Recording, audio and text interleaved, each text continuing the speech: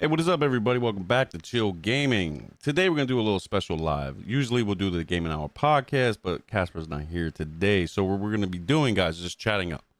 You know what I mean? Because every time we play games with the fellas, we're always talking, we're chatting. You know what? We're going to hold it off for today's show. Today's just going to be called Just Chatting Up. We're just chatting up with you guys. We're just going to have a great conversation today about some gaming. 2026 is right around the corner, and what games are coming, what devices, what technology is coming. But we're also going to be discussing some upcoming games this month, next month. Battlefield 6 releases October 10th. Dying Light, The Beast, 9/19, along with Silent Hill, and we're going to be talking about Resident Evil 6, and yeah. Anyway, what's up, Rage and Draction? What's up, my guys? Yo. What's going on, gentlemen? How you doing today? It's ladies and gentlemen. My bad. Where's the ladies at? I was talking. Where's the ladies at? My fellow. I don't know. It's Sunday. I don't know. Whatever they do on Sundays. Yes, ladies and gentlemen. Whatever they do, man. I Sunday. don't know. It's diabolical. I don't know what they do. I don't know if they wash clothes, they go out for a run, they go sightseeing. Who knows? Whatever it is you want to do on a beautiful Sunday. I mean, hopefully it's beautiful around your way, but it's nice over here. But Mine's is pretty breezy over here. I got overcast. Oh no. Oh, It's gonna rain on your head, dude. But yeah, look at this. Dying Like the Beast, $70. Jeez, for the deluxe version. That's good. See, the deluxe version I can see being $70. That's fine. That's fine. Wait. The deluxe version is $70? Yeah. that's fantastic. Jackson's like, no way. I'm Yeah, confused. I'm confused because I thought it was a major release. It is, but is it? I thought it was, dude. I thought it was an add-on. You know what I mean? Like, I really thought it was a freaking add-on. Oh, yo, Hold she on. wasn't here yesterday Hold either. on. Me, Jersey, and Casper, we were talking, and bro, Jersey had to remind me that I played in beat Dying Light 2. Yeah, bro. I He forgot. completely. How do you forget you beat the second one? I completely forgot I played it in everything, bro. Oh, my goodness. It's a great game. I loved it. Yo, he had like How do you know that? bro. He had a I don't remember. dude, he had a shout out moment. Like, did I? No way. Did I?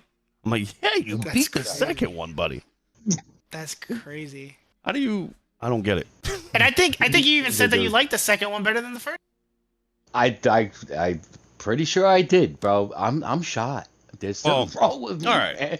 Before we get into these crazy conversations, today, guys, we're gonna be talking about, again, 2026 is right there. You know what I mean? It's really exciting time, isn't it? I mean, we're talking about Xbox games on a PlayStation games going to Xbox. I mean, we never heard of this. There might have been some kind of instances where it happened in the past. I don't know. MLB came out a few years ago, came over there. You know, it's nobody really played well, there's a lot of baseball fans. I used to play it a lot. But I don't know, bro. The show is huge, bro. yeah, no, I'm not saying it's whack. I'm not saying it's a double A. What I'm saying is like a lot of gamers I know don't really play it. I play it, Rage played it, maybe Drax, maybe you played it, maybe Casper, I don't know. But a lot of gamers I played with didn't really play MLB. You know what I mean? But Yeah. my cousins played it. We all played it growing up. You know what I mean? But I'm just saying, like, that was like the first instance where I seen it. And I don't know. I don't remember the last time I ever seen a PlayStation game going to Xbox. Came over there, you should have seen the crap show I seen. That yeah, it was it's funny because it's like, oh, we got your game now. But the weird thing is, whoever knew, right? A PlayStation fan, not a fanboy, a fan, get it right, will ever see this game. Forza Horizon 5 on my PlayStation. It's a great time to be a gamer. Great time, guys. Great. It's a beautiful time to be a gamer. Now, we can say that the console wars are stupid. Let's just say that. They're really stupid. Entertaining, stupid. Stupid, entertaining. But it's a phenomenal time to be a gamer.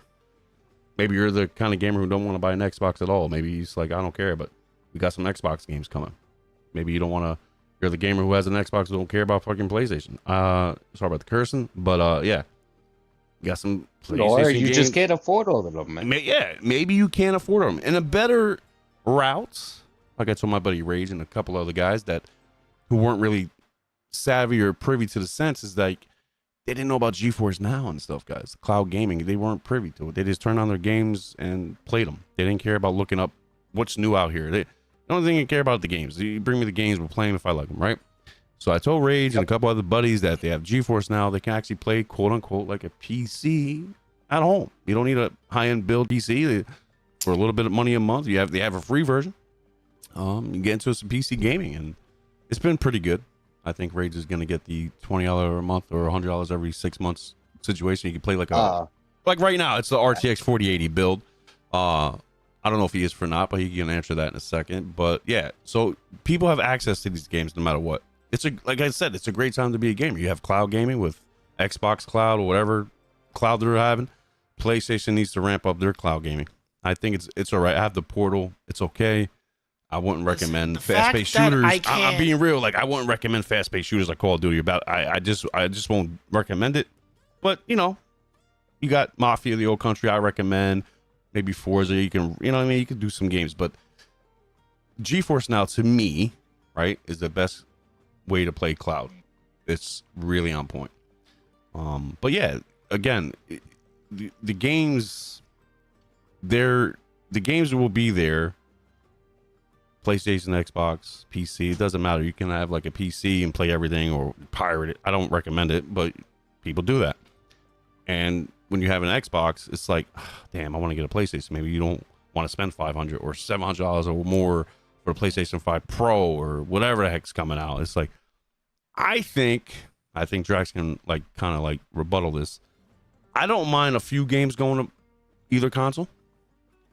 I don't think all of them, like really top tier games, should go on both of them. Not all of them. Some of them, a few of them, fine. It's fine, cool. But I don't think all of them should go. That makes sense. Go ahead, Drax. Let me get your rebuttal on that. I think that I've said this time and time again. I know you've heard me say it. So yeah, but I want to hear it right now. No, I'm saying I think that competition breeds innovation, bro. Like Halo was Xbox, and then we had whatever we have, God of War. You know what I mean? People on Xbox want to play God of War. That's a console selling event. You know what I'm saying? Yeah. Look, last year I almost bought, or was it this year? The beginning of this year? Yeah, it was the beginning of this year. I almost bought an Xbox to play South of Midnight.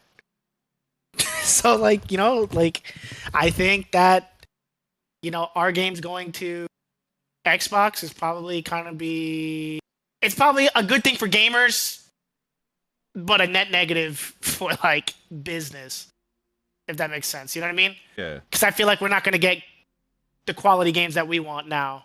You know what I mean? Because now there's a whole separate market. Well, you got to think about it. There's a whole separate market that they're trying to appeal to now. Think about it. Like not every Xbox player wants a game that's highly cinematic, like God of War, Uncharted, blah blah blah. Halo is not a very cinematic game. I don't care what anybody says. That's a hill I will die on. Halo is the least most cinematic. I can sum up Halo in like 3 seconds. What are we doing? The Flood is attacking. We're gonna take the fight, and that's it. And it's and then you just shoot aliens for 25 hours of gameplay. You know what I'm saying? Yeah. That's the meat and potatoes of Halo. I'm not bashing Halo. It's fun. But Halo's mainly a multiplayer game, dude. But let's be realistic. If I played Halo 23 years ago, 24 years ago, I probably would have liked it. You know what I mean? Back then. Yes. But I didn't have the opportunity to have all these consoles back in the day. From like 2000, 2001 to 2007 or 8, I didn't game much. You know what I mean? I was going through some things. But looking back now, if you think about this, right? It was like one of the first kind shooter multiplayer games out there. So they kind of revolutionized shooters. But now multiplayer wise, sure. Yeah, multiplayer wise, it was fun, dude. That's what I'm saying. Back in the days, the first, like, for example, me and Rage are the older millennial generation, right? So we're like 40, right? And playing on the regular Nintendo, ColecoVision, Atari, going to Sega, Super Nintendo, and all that. Hey. And we always said to each other, in a sense, I'm sure Rage probably thought of this a while ago with his family and friends, that imagine we could play. Y'all had Unreal Tournament. No, I'm saying, like, imagine if you could play that. I'm saying, like, back in the day, imagine, like, we had a thought. Hold on, bro. And then, like, you like, yo, I wish I was at my house playing with you. Like, it was just, but now this is where we are. You know what I mean? I get it. No, but like I said, like, not every Xbox player wants a highly cinematic game, dude. And that's the truth. It's nothing against Xbox, people that play on Xbox. It's just that there are two separate dichotomies of gamers. You have, but there isn't. This is where. All right, so this is where I'm gonna do. A gamer is a gamer. When you're going into councils and all that other stuff, that starts going into corporation stuff and things that we're able to play on. It's equipment. It's a tool. But when you think about it, a gamer is a gamer. You have your preference on what types of games you want. No matter what it is, whether your PC, it doesn't matter. Your Nintendo, you're going to have a preference in the type of games you want. But when you're trying to put this diversity and stuff in between the games, well, this console is going to get this game, and this console is going to get this game. Well, no, now you're just making it a money pit opposed to something that's dedicated to the gamer. If I want a game, I want to be able to enjoy that game on all platforms. And how isn't that going to be more profitable, especially for a game company or developer, to get that money from all of them so they can make an even better game? Especially if you already have this thought or love towards the one game that they started with. I think I know where Drax is going to go with that, but go ahead. No, absolutely. But the reason why, it's more for the platforms. I totally agree with you. I mean, but in a sense, I gotta like kind of disagree. Like, we all know different games for different consoles represents competition. The more competition you have, the better and passion for dedication of better game development. For the console. Now, for imagine, the console. No, it's better for us as consumers, right? Because you think about it, right? Okay. I got you, Jersey. I got you. So imagine this, right? Imagine Rage one day says, hey, I'm going to sell hot dogs. Just plain hot dogs in a bun. Drax is like, I could do that, but better. I'm going to add stuff to that. I'm going to add ketchup and mustard and sauerkraut to my stuff. And Rage sees like, oh, yeah? I'm going to give him that and a soda. And then this. Drax comes back. I'm going to give him that soda and this with 2 bags of chips. That's the reference of a dumbed down situation where it's like, that's competition. And it's like, imagine like all the games go on all platforms, no matter what. It's good for them, but not good for us. I think that, to the gamer, you don't need to go there. But at the same time, it's like, damn, it's like competition is not going to be there anymore. The competition. Right, so I'll put it like this: the different name brands of the hot dogs. Nathan's. No. I'll put it like this. All right, back in the early 2000s, Xbox came out with Halo, right? Halo was such a instant success, undeniable powerhouse of a video game when it came out, right or wrong. Mm-hmm. Yes. Right? Mm-hmm. Now, we had our games, PlayStation had their set type of games, the Final Fantasy types and their, like Kingdom Hearts and all those type of games. We had Sly Cooper. And then we moved into, the second generation or the third generation of gaming, right? Xbox 360, PS3. Halo 3 came out, right? What did PlayStation do immediately? Do you guys remember? Yeah. Please say. They came out with a game called Haze. They labeled it the Halo Killer. That was the whole marketing push on that game. The Halo Killer. This is going to kill Halo. Did it kill Halo? Hell no, that shit failed. But it bred competition. You know what I mean? It pushed Halo. I mean, Halo 3 was probably the best Halo, undeniably. But there's nothing that can hold a candle to it. But it bred a competition. And then what did Sony do? Sony's been pushing out games, and then Xbox is trying to make games just like Sony games, right? But the thing is, so we have Uncharted, and then for a period they had a little exclusive with the Tomb Raider games. Do you remember? Yeah. I'm gonna have to say no. No, I don't remember off the bat. Go ahead. But I know not remastered. What's the word I'm looking for? Oh, give me a second. What's that word? Not remaster, not remake. Rebooted. Rebooted. There you go.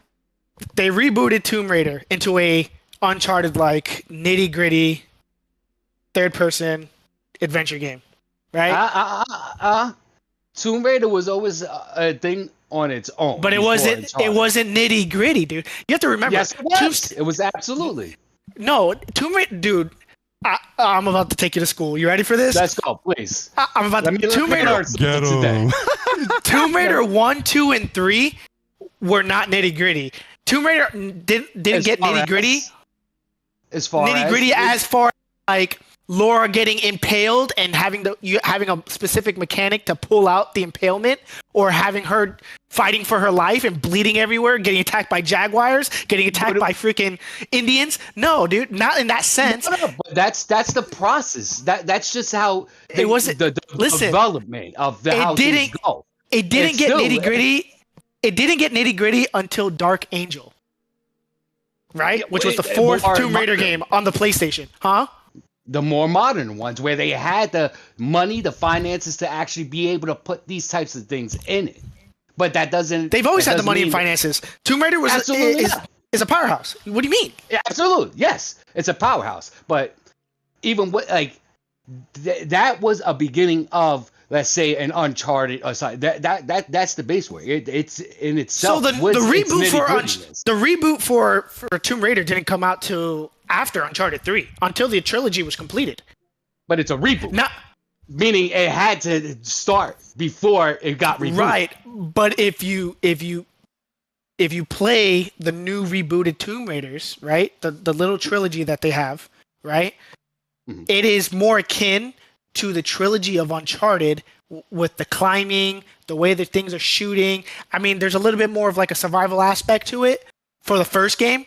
I mean, the first Uncharted there's a more of like, hey, you're stranded on this island and there happens to be treasure on this island. But you guys are getting off the deep end, all right? We're not comparing Tomb Raider to Uncharted. We're comparing competition wise with the consoles. Now I'm gonna read a couple comments. Hold on, I'm gonna read a couple comments here. So in the beginning, what's up, Cowboy and Rob? What is up? So Cowboy, what's good? Cowboy says, what's going on, boys? Didn't realize the stream was going on. Let's go. Well, you already know. He goes, I was a big fan of Halo 1, 2, and 3. Then I got out of it. Unreal Tournament was dope. Rob says, a gamer is a gamer. Big thing. Still doing it. Like and shared follow. Cowboy says, it's a culture. When you play on the Xbox, you have feelings. It's more of a multiplayer platform. You feel PlayStation is more cinematic platform. Kind of correct these days. Sure. It's like going to private to public school, which is, I get it. They're both schools, but it's perceived environment. That's a bad. Hold on, we'll get back to that. We're gonna come back to that. He goes, they're both schools, but perceived to the environment will be different.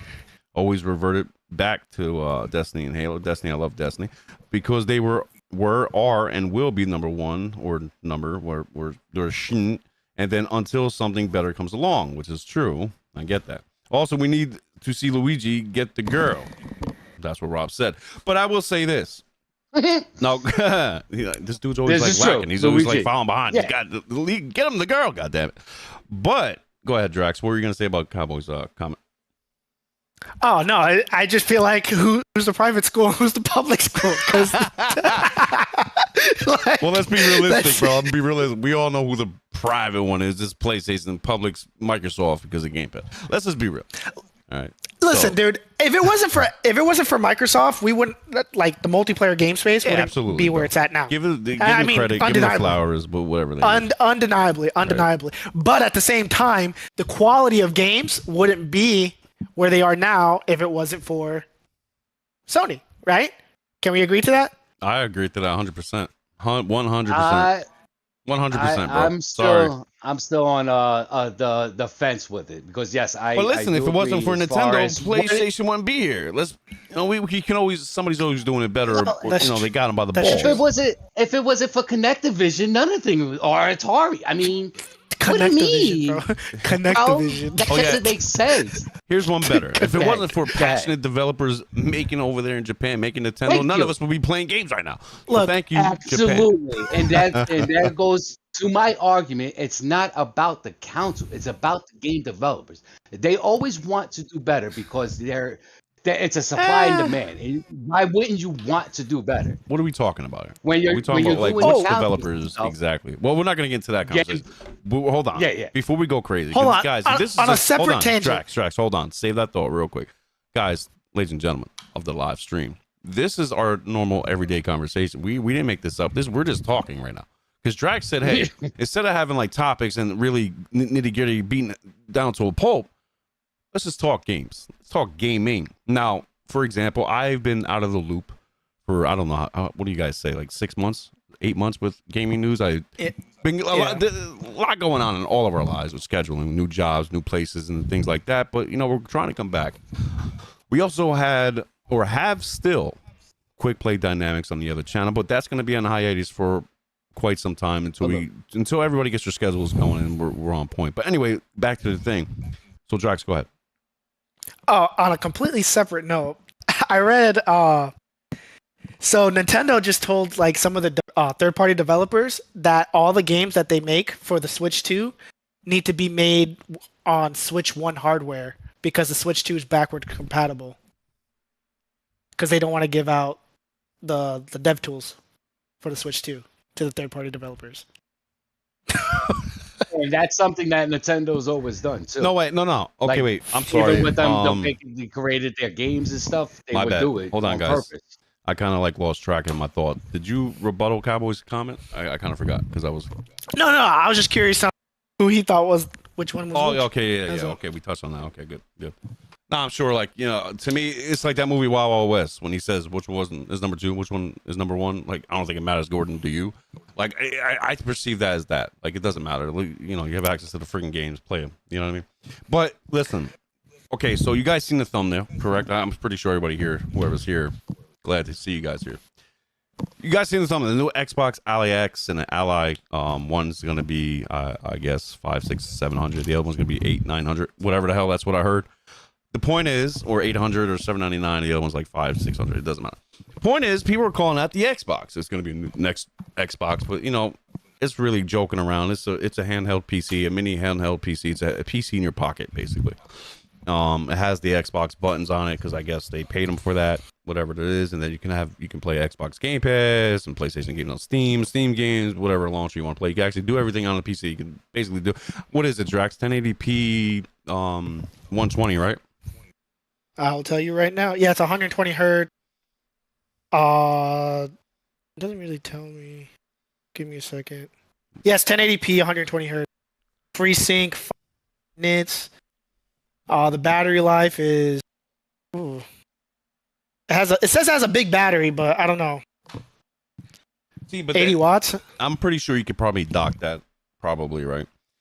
Probably not. No. It doesn't say anything about docking. Okay, so if you can't, that's kind of where they kind of like, screw themselves over because I think if you dock the game, but I'm gonna be real, like, okay, so for example, Rage has a 55, 60 inch 1080p, and if you blow that up to like it's from a 7 to a 28 inch, it looks kind of good, for a compressed thing.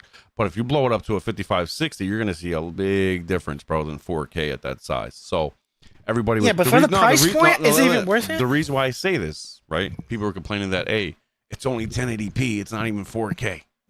Which I think today should have been 4K. You should have the options like the PC to go 1080p, 1440p resolution in that situation. I don't think they should have came out with a 1080p handheld. That's just me. Do you have the capability of doing all that into a compact device like that? You should be able are we that advanced to be able to do that type of stuff and make it still somewhat affordable? I believe they should have. And with the Steam Deck, that's what, $1,000. My dude, at $800, $800 or $900, I think they should have. For that handheld, well, absolutely. So basically, that's why Drax, me and him 2 weeks ago were having a conversation about you. Well, this is Rage. Rage will he plays on the go, but he doesn't have that sort of job where he has that freedom to play games at his job anymore. So a PC would be beneficial to him. Okay. 40, 60, 50, 60 around that area. A little budget PC would be great for him, right? Not from Walmart, a better retailer. So I'm just going to say this is like, don't hate on Walmart, bro. Yeah, it's fine. You can go to Walmart, but I wouldn't recommend it. But because people are upgrading 3 months later, it's crashing, it's burning. I wouldn't recommend it. People are going crazy over there.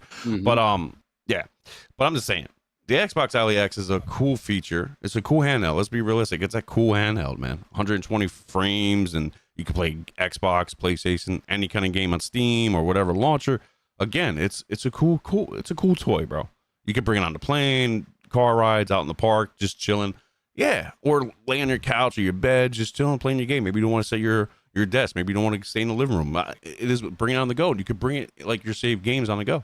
I think that's kind of cool. But for the price tag, sure. I'm a little. If they, I'm not bringing $1,000 console out on me anywhere in public, anywhere at all. I don't care. It's $1,000 almost. Like that is crazy. Like it's wild. Go ahead. Well, let's look at it too. The Xbox was having a hard time, right? Compared to keeping up with the equipment and stuff, hardware, and making everything look good on its tabletop console, right? Are you talking about the Series S or the X? Whatever it is. Hold on, Cowboy. I got you. It was always having a problem and stuff. And then they were saying that they were trying to move to streaming stuff. They're not really trying to make the consoles anymore. That's what I've been gathering and stuff. So this is the future of Xbox, and why not just put what you already know and have and available equipment into a handheld device where you can start moving forward into other things and then be able to benefit off the better stuff later on. Does that make sense to you? Rage. And why would I pay? I'll tell you this. Why would I pay?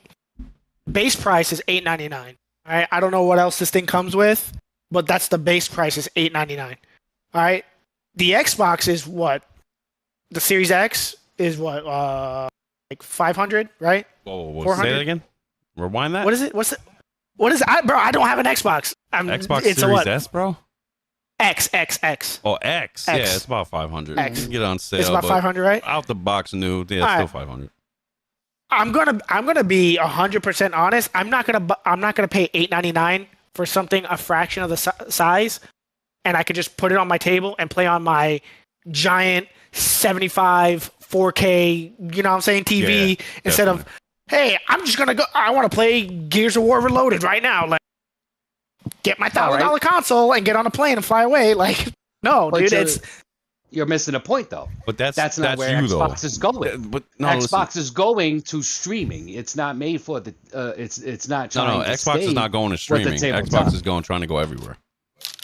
It's stream. It's being out like there. bringing Xbox wherever you go. Like, you know what I mean? Not just streaming. Like we got to watch out though. You can't say streaming because people think you're cloud gaming now. That's not really what the point is. Right. Yeah, it's like hardware based, right? Yeah. So, correct. You're not going to be bringing a tabletop console all over the place, no matter where it is. They're moving it to it.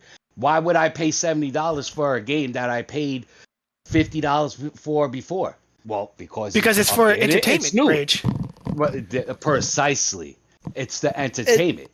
So if you're going to put this out, this is your new stuff. This is what you're providing to us, supply and demand type stuff.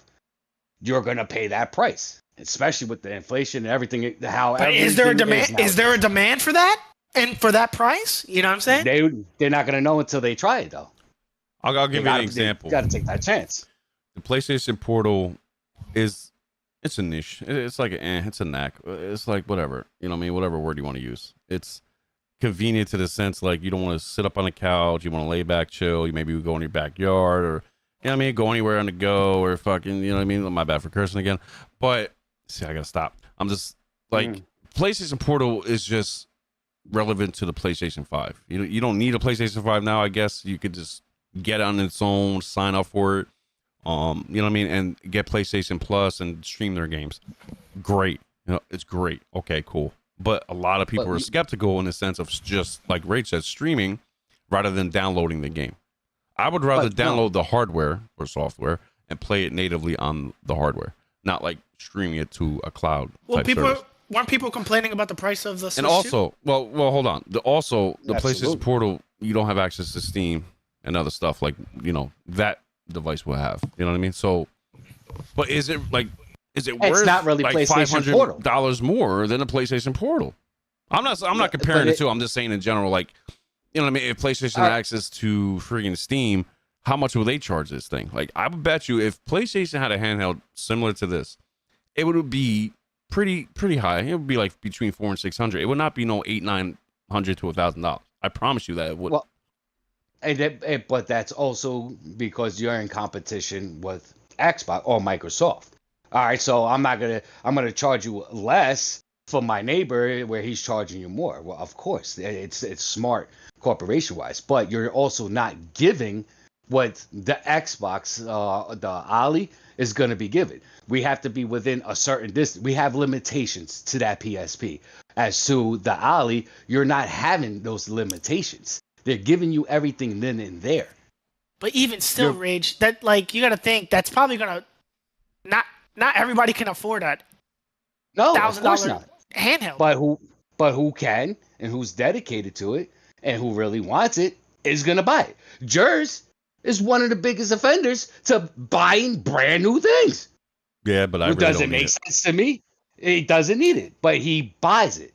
Why? It could be for a numerous amount of things, but people are going to buy it. Same shit with the Nintendo's the Switch. Why? Why would you pay that much for a Switch?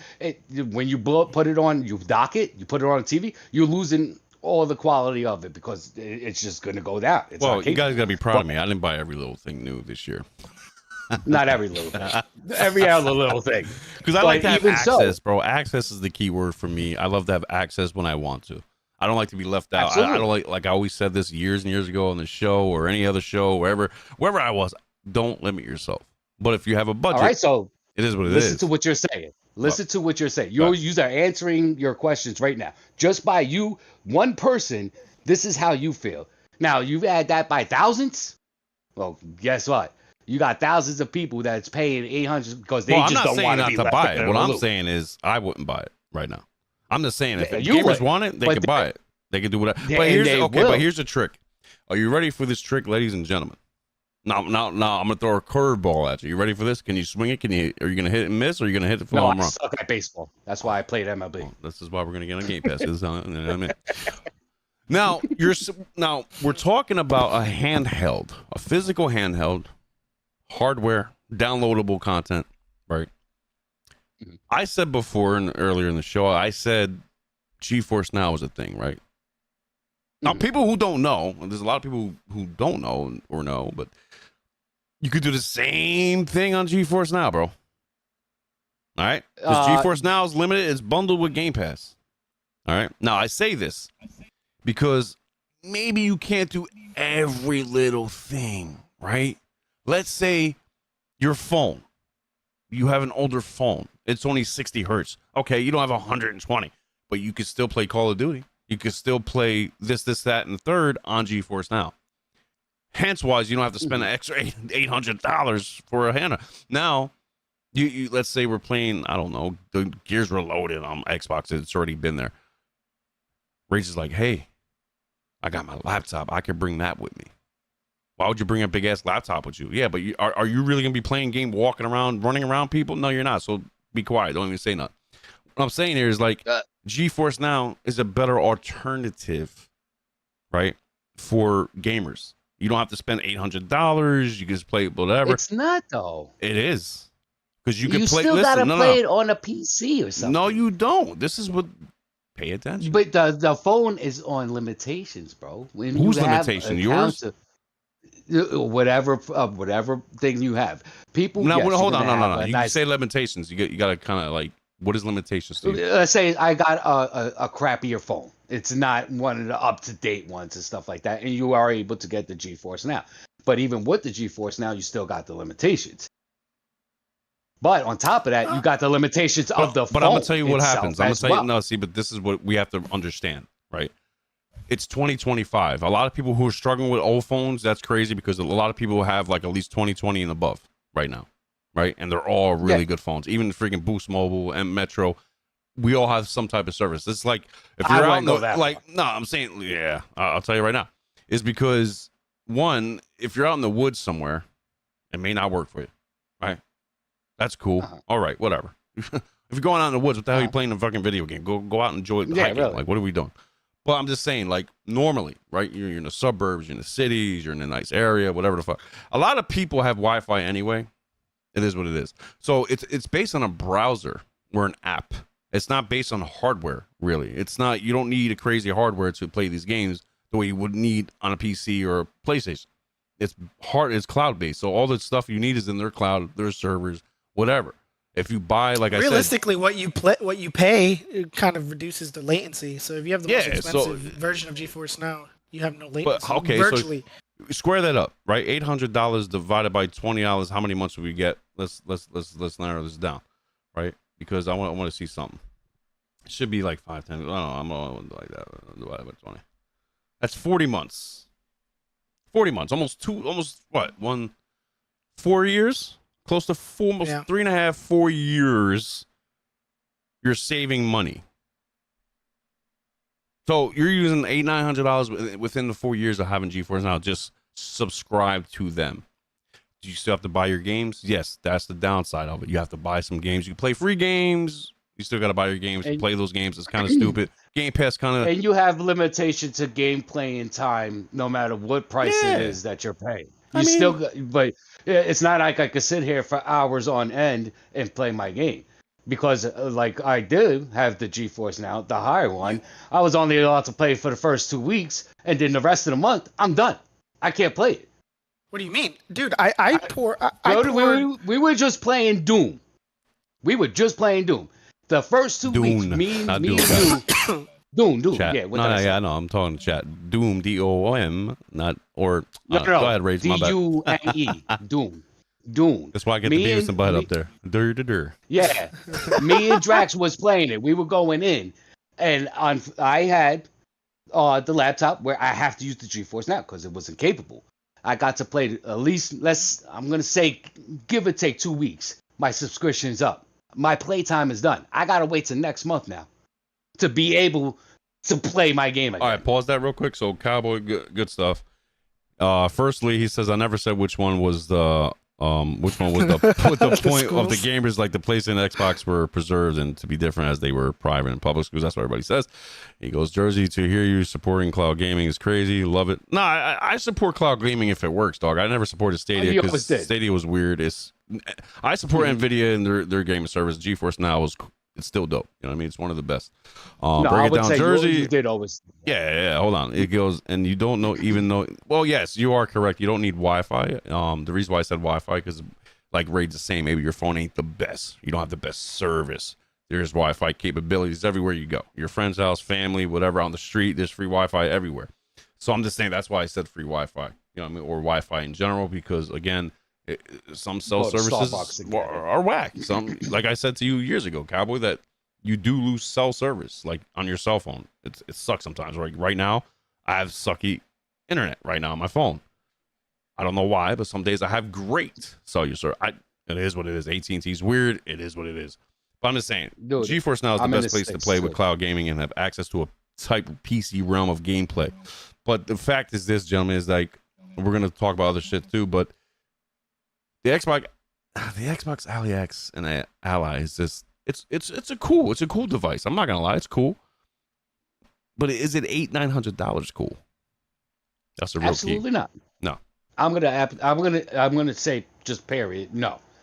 But I also feel like a lot of the things that cost as much as it does nowadays are not worth it. The games, like I'm actually happy like with this other game. I'll tell you this too, Rage. On the GeForce Now stuff, I don't know, bro. I played a lot. I want to say I played like 200-300 hours of World of Warcraft on Now. Had an issue. Yeah, remember? He was playing. I'm telling you. No, Jersey was with me.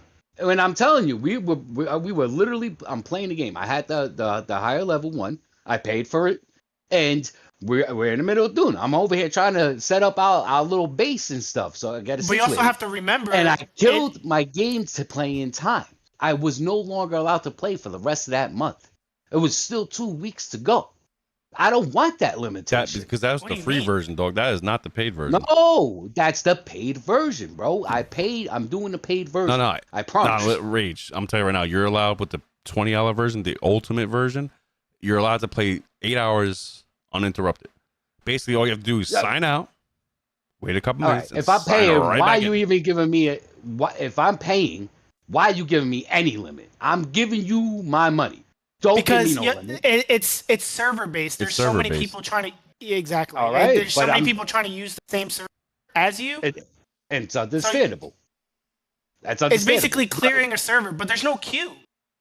I've never experienced one queue with it. I would say that I didn't experience too much queues with it either. But I don't if I'm paying for something, I want to be able to enjoy it without. Yeah, but what you're paying is for the service. Yeah, you're paying for the service. You're not paying to play the game. You know what I mean? Like, it's not like you buy a PC and playing it anytime you want. You're paying for the service to use that service. Besides now, but they're going to go back to people are going to pay for what they want. So whether it be $800-something Ollie, if they want it, they're going to pay for it. It doesn't matter what it is. They will.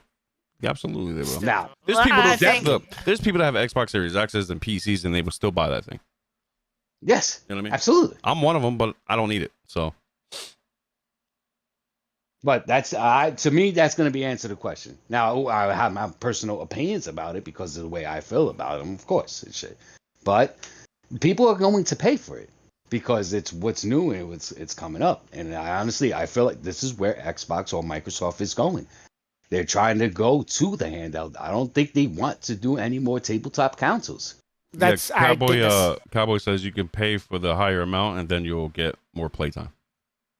Yeah, he goes also about GeForce Now. You can play your game for as long as it allows you. Then you have to shut it down, then start over. Like I said, shut it down and start over. Mm-hmm. That's basically, you just can't go continuous 24 hours. Like, for example, because people. No, and that was fair. And that was actually one of the things that I did because we had to shut it down and restart it, and I could continue. And listen, we're going on a tangent. Shut me down for the month. Yeah, but listen, we're going on a tangent with subjects. Well, not subject, but this is a conversation, guys. But we're just trying. I was trying to talk about the 2026 and beyond. We're gonna get into it. But what I'm saying about GeForce Now, Rage. I gave Rage my older laptop, right? It was a good laptop, 2019 1050 Ti, hardware based. It was okay. You can play. You could still play games with that today. But the problem is, when I bought RAM, I forgot to look at the specifications. I think I messed up. I think it has DDR3 in it, not 4. It might be 4, but it's definitely a lot slower than the one I actually had, the 8 gigabit. It was a lot slower than that. And Rage is having a little bit of trouble with speed. And right now, I don't think it's really worth him getting anything for that laptop. I think he's just focused on newer things, maybe a PC or maybe something else in the future. But I just think that, this is why we're talking about GeForce Now. Because, again, when people are on a budget gaming, let's say like Rage or Drax or me, there's other options out here for everybody to get into, right? So Xbox and PlayStation, originally, when we started this conversation, like they're moving into, they're shifting into areas unknown. We don't know about these things. Like, we never had this situation with them before. Xbox, it started a little while with Xbox, and PlayStation did it on PC. That's not what I'm saying. What I'm saying is, like, I have Forza Horizon 5 on my PlayStation. Gears of War is coming. We have Sona Hellblade 2. Like, we have what? What is it called? Hellblade 2 Sona? I don't know. Sona whatever the hell it is. Senua? Senua. Whatever the hell. Sona. It's a Sona. It is what it is. But I forgot the name, dog. Sona, Senua, whatever the hell, Sana. That game came out, it's, I don't know, man. I feel good about it, but I don't. I gotta be honest with you guys. Because I feel like Microsoft can sustain that. They have more than enough money to split around. Yes, they can. They can. They will, and they can. They're doing. Look at what they're doing. They can't. No, they can. No, the reason why I say this, right? Okay. No, I'm saying like they can mess up more than Sony. because they have the guap to find it. They'll make excuses. Hey, listen, we need more investing. They might get in trouble. Hey, listen, you better do this, or we're gonna. They'll come back eventually. Sony can't really. I don't think they can really go out in the foul line too much. You know what I mean? If that makes sense, because they're only to like a $90 to $100 billion company. They're not really 500, 600 billion, $1 trillion company. They can't really mess around like that. So when games go to Xbox, I don't know. I'm not in the business. I don't care. I don't care about the games. I'm just trying to talk about this because it's like, it's really interesting to me, because what if God of War goes to Xbox? What if, I don't know, Uncharted goes to Xbox? How would Drax feel about that? I'd be as a gamer, not like a fanboy. As a gamer, I would be ecstatic, because now that game developer for God of War is getting X amount more to their next developed game that they're going to be giving to us gamers. This much more better. This type of new age equipment that they could use to give us better gaming experience. Not the price tag, but the experience of gaming for a true gamer. That's how I feel. So that's why I don't mind it going to different platforms, because the game developer, the ones that are actually making the game, giving us their vision, is going to be the ones making the money to give us more content. Not the person that's talking about, well, you need to have it at this time and this game needs to be done this way. No, bro. You give the game developers the free access to do what they have to do, and they're going to be the ones here for us gamers, so gamers get the best experience. I think what you're talking about is a perfect world scenario, and that don't happen. Like, okay, why not? Because there's no cohesion between the game developer and a publisher. Think about it. But you got like, other game developers. But listen, you also have to remember too. You guys are forgetting this. I think Drax understand, but Rage, you got to remember. And I'm sure you know.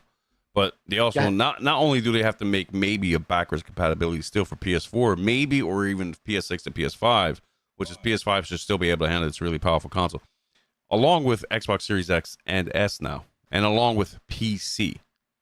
Yeah, it's not just that. Exactly that. They have to make a game that not only works for the home console, right? I'll just put it like that. Yeah, there you go. The home console, but it has to work for 3 separate other consoles, and a PC, or 2 other separate consoles and a PC.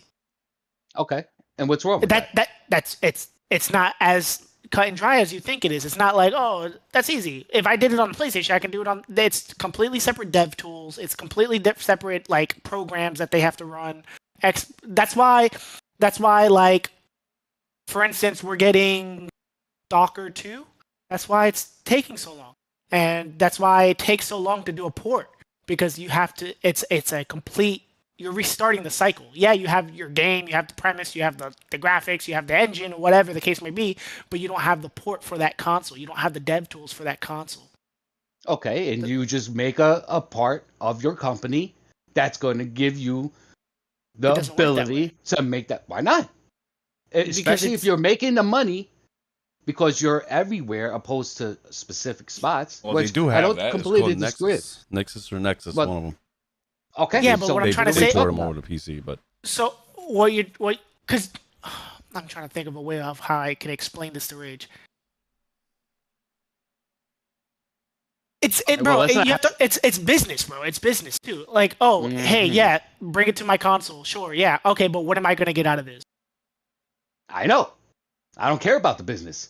What I care, and I'm pretty sure every other actual gamer doesn't give a damn about the business. They give a damn about the content that he's right. The nostalgia. He's right. Rage is right about that. But you know who cares about the business? The business owners. the publishers. And you know who has the final say on everything? The publisher. Investors. Which sucks. That's what I'm trying to get at. We don't have any say. We can say, I want this game. We're the consumers, though, bro.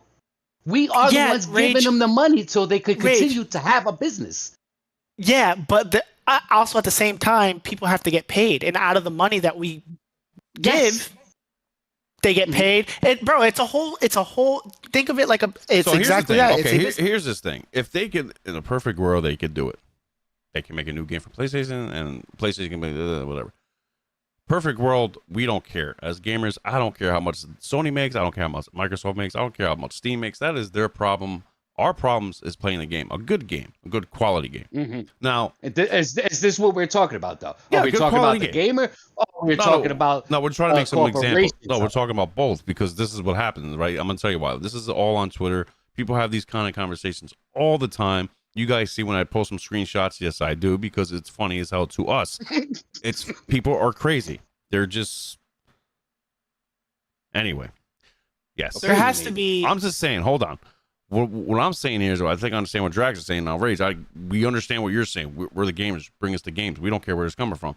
But let's be realistic. A lot of gamers, bro. For Helldivers 2, for example, Helldivers 2. Put this in an example. When it first came out on PlayStation, you know how much it had? I don't know the wiggle. Give me some wiggle room here. I'm trying to remember it. I don't know verbatim and stuff like that. What I'm saying here is, it had the hype. It had no. Well, hold on. It definitely did. But for PlayStation day one and PC, whatever, it didn't have that much hype. It was a cool game. It's still a cool game. It's still fun as hell. But what I'm saying is, Xbox. Oh, no, I'm sorry. PlayStation and PC brought the hype for over a year to bring it to Xbox. It had the hype. It had it. Now, the game sold, I think, between 600, which is not important. Again, I don't care about numbers. I'm just letting you guys, this is the talking points. 600,000 to 900,000 copies. For over a year and a half, hype marketing. Now, is that good business? You could say, yes, they made that much extra sales. Still, it's great. But I think overall, I'll check this out. It's a multiplayer game. It's not a single player game. It's a multiplayer game. Okay. The reason why I'm saying this, it's not every gamer, but some crazy gamers over there and their little ass groups talk about console wars. And this is the problem. Is like, gentlemen, ladies and gentlemen, we had this game out in the open for a year and a half. You had the situation where you can actually play this game either on a PC or PlayStation. If you really want to play it that bad, you should have got that console or PC. No? Then don't worry about it. Okay, now it's on Xbox. It didn't even sell 1 million. It probably, maybe today, it probably did. Cool. But I'm just saying, for all the hype and all the craziness, this game should have sold at least 5 million on Xbox right now.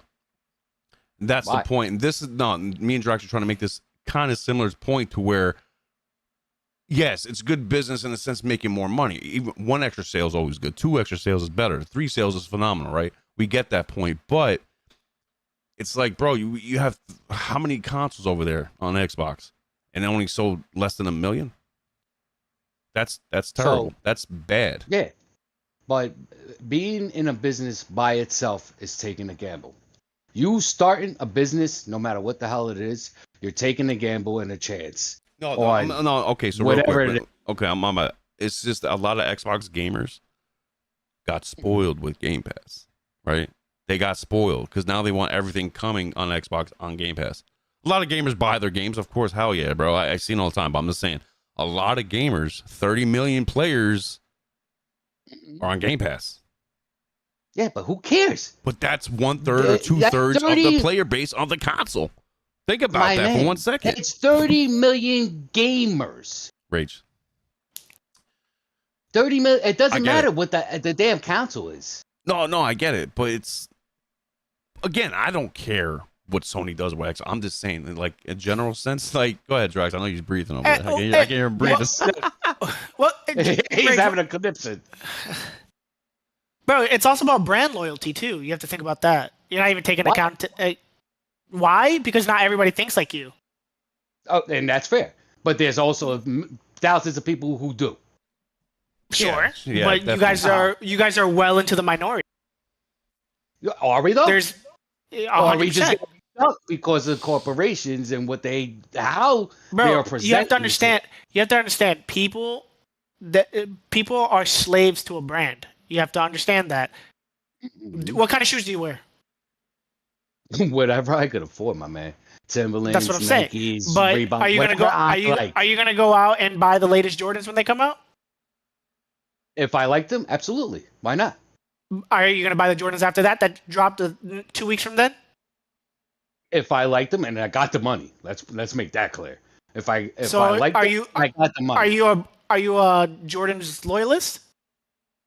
No. Why would you be a Jordan's loyalist? There's some people that are. Absolutely. You see what I'm trying to say? Sneakerheads. And that's just how gaming is. People just like Xbox more than they like PlayStation. Whatever. I mean, I think people I'm loyal like PlayStation to Nike with Air Force Ones. I got like fucking but what 12 pairs right now. But that's all understandable. But what's that got to do with the game? Because at the end of the day, because some people are not going to buy the games just because it's made on this console or just because it came on this console first. Yes, but now if that's just how the cookie crumbles. I understand. There's still some people will still not play it. Some people will still not play it. Yeah, okay, but it's not the developers that are making the game. The developers it doesn't ain't matter. Shit. It doesn't the developers ain't shit without a game being made. Bro, I know people being made ain't shit without gamers actually playing it. Whether it be 10 or 20 people playing this one game, it don't mean shit unless you have the supply in the management. I know somebody right now that won't play a PlayStation game ever. No matter if it came to Xbox, if it came to PlayStation first, he's never playing it ever. Okay, I'm telling you that right now. Minority. That is the minority. Because why would you limit yourself? Why would you limit yourself? And enjoying a game, even if you like it, and you just it's not on Xbox. I ain't playing. You're retarded, bro. It's because that's how people are. People are slaves to a brand, and that goes, bro. It's so evident once you start really looking at it, bro. Games don't do good because people don't want to play that game because it was associated with X console. That's the truth. I'll tell you that's the dumbest shit ever. But that's just how the cookie crumbles. Yeah, which is very fair, and absolutely, I know that you got the Samsung, you got the iPhone, absolutely, and that makes. That's another example. That's another example. Mm-hmm. Yeah, that's clear and shit. But at the end of the day, what the whole conversation is, if I want things on across all platforms, because as a gamer, I want that to be everywhere so that the person that's making that game could give me better future games and stuff. But I don't like it when it's I just. Know about that. I don't know about that. I think that exclusivities bring a level of competition that is very much needed in a very competitive space, and it needs to be nurtured, not fucking shunned. Okay, but to me, it's not the exclusiveness, but it's the competition of the game developers that brings that creativity. That brings forth that okay, we need to outdo this. It's not because it's council. But why would you want to be better than the other person? Why? You want to be when it's all going to the same shit? Why? When it's all going to the same thing? Why? Because you're going for your but why? You're going for your base. If I make crack and stuff, I want to make the best crack because those people are going to come back to me because I make the best crack. Well, let's not say that. Let's say chocolate ice cream or something. Chocolate ice cream. There you go. But even still, Rich, to that. Even still, but why? When if you think about it, right? Mm-hmm. If I have a game and everybody's jumping on my console, right, to play X game, right? Mm-hmm. Wouldn't you, as a competitor of mine, be like, "Oh man, we need to make a game that needs to either be." See, but here's the thing. Okay, hold on. Mm-hmm. Let's save this real quick. I get what Rage is saying. I kind of agree what he's saying. I kind of agree what Drax is saying. I'm on the fence with both of them, right? But here we are, ladies and gentlemen. No. I mean, here's a good point. There's no way you're gonna convince 80 million PS5 owners to get an Xbox, maybe. But I think that if they wanted to play a game, a quarter to half will buy an Xbox, and still have the PlayStation game. Gamers do that. We have hardcore fans that won't even look at an Xbox. They'll rather get a PC. That's what I'm trying to say. Right? Yeah, absolutely. But here's the thing. Sony knows and Xbox knows they have their amount of players and fan bases that make their consoles sell. And they know that moving forward, we have our fan base. They're staying on PlayStation. That's it. We got them. It doesn't matter if our games are going to Xbox or Xbox. To me, this is where I stand, is like, they know they have, I'm going to buy a PlayStation, PS6. So is Drax. So is Rage. We have our PCs for other things. Now, here's the other question, and things are brought up over the years that I witnessed. Another question is, if PlayStation games, and if you had a nice PC, both of you, right now, even though we mean Drax do, but Rage, let's say you're there too. Yeah, stop hating, bro. I'm just saying, you will be there one day, I believe it. But I'm just saying, thanks. If PlayStation, now here's the real kicker. If PlayStation games went to PC, let's just say day and date on PC, day one, all of them, exclusive, whatever, would you still buy a PlayStation? No. Yeah. I would. No. If I had a PC and everything was on a PC, and that's where I'm getting the best gaming experience for that game and stuff, and I could get it on the PC. See, I would, because I still love the console itself. You know what I mean? I still want a console. But we grew up with the console. That's what I'm saying. Yeah, you feel me? But yes, it's that nostalgia. That loops back into what I'm saying, brand loyalty. Yeah, that's exactly. See where I went there, but hey, but this is where you go and shit. Is I want the best capability for my money. So Rage, so let's explain to these people, right? Let's explain to everybody here and now publicly, right? Me and you went halves, right? On Forza 5, right? We went halves on it on PlayStation. Did we have to? Because we already had it on Game Pass. See, we didn't have to do that, ladies and gentlemen. We did it because Rage has access, but the laptop is messing up. The laptop's messing up for him. He didn't want the issues. This is why, getting a PC. No, actually, for me, I would say it was more easy accessible. Yeah, there you go. More easy accessible. Going right to my console. There you go. So that's what I'm saying. It's like, people are like, wow, and a lot of Xbox players say the same thing. Why would you buy it? It's on Game Pass. I don't care. All right, I bought Elden Ring. Look at our retardation, though. Bro, listen. How many consoles do we have? Call me crazy. Drax is gonna call me nuts. On multiple platforms. Drax is gonna call me nuts. I bought Elden Ring 3 times. How many different consoles, bro? And this is like it doesn't matter about brand loyalty. No, I'm saying I bought it. It matters about the game. But here it is. We can say it's like a double-ended sword. There's no win or lose here. It's like they win because they got my money. It's the gamers that are losing, and the developers who could give us better games hear me out. losing. The reason why it's a win-win, kind of lose-lose, win-lose-lose-win, is because one, it's not cross-play, the Elden Ring. So I had to buy it on PlayStation to play with other PlayStation people. I had to buy it on PC to play PC with. And I had to buy it on Xbox to freaking play it on Why did you do it, though? Rage. But you have to understand, you keep bringing up developers. Developers really don't have a lot to say, bro. They're the ones making. What do you mean? Why did you buy that one game on multiple platforms? It's the publisher. Yeah, if you're under the umbrella of the publisher, and then Sony, that's just a poster. No, listen. The publisher's just a poster. Rage, no, listen. Like, to show you not. No, Rage. So I'm just saying, like, PlayStation Studios, they're under the umbrella of what? What? With Sony. There you go. So they're under the umbrella of Sony, with PlayStation Studios below them. Below them are the developers. They signed a contract. You're working for us. You have creativity. You want to bring us the idea of your game, present it in a way that's going to sell us. We'll work with you. But that's with anything. Here's your investment. You have so much budget. Make it happen. You have 2 years to create it. Let us know how it goes. Boom. Okay, guys, we'll pump X amount of dollars into this. Yeah, we got $150 million. What can we do? Let's get it going. Boom. We need some movie stars. We got to get some voice acting. Let's get it done. Boom. You know what I mean? Yes, I know. You're saying the same shit that I'm saying, but you're trying to make.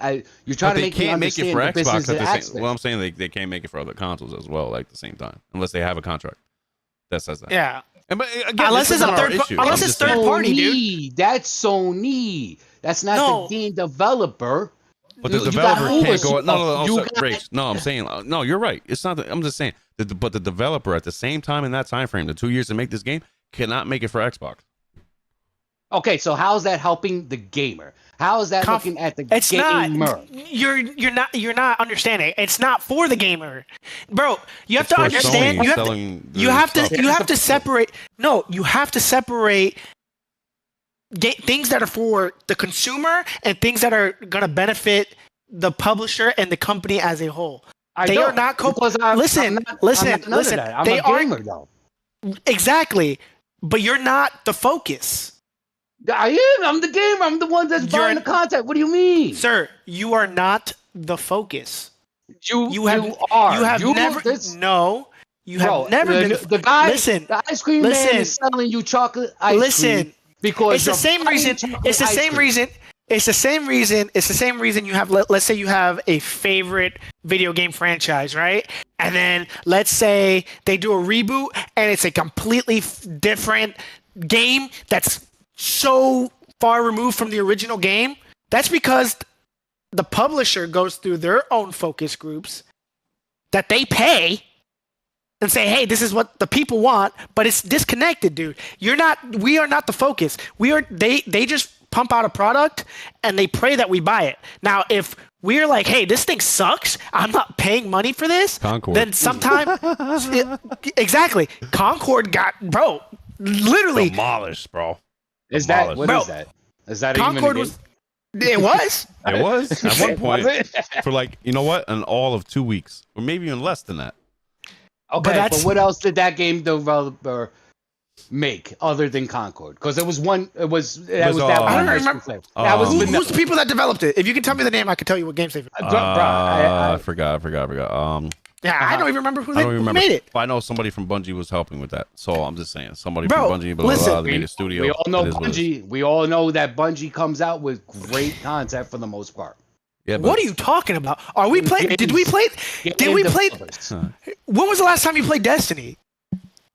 Well, I got tired. Look at EA. I love EA. Oh, what? What? That's another company that's bad. Brother, what? That's not. They got greedy because of the corporation part. What do you mean they got greedy? Bro, the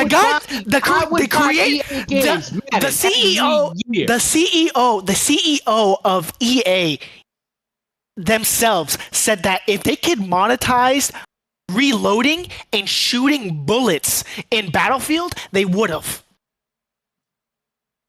Okay. What do you mean? What do you mean? They got greedy. They've been greedy. It's not for the gamer. It's because it's the corporation bullshit. Because games are not for games. They're for profit. That's it. That's it. The guy. Wait. Bro. Why would you have to have the gamer? That doesn't make sense, bro. Strax, do you know the guy who said something about the streamers playing their games and they should get paid from the streamers playing their game? Who said that? Oh, I don't know, dude. I think that's a whole other thing. I don't know if that was Ubisoft or EA or Origin. I don't know. Listen, I forgot, bro. But that was wild when I heard that, man. That was wild. Streamers are a cancer on gaming.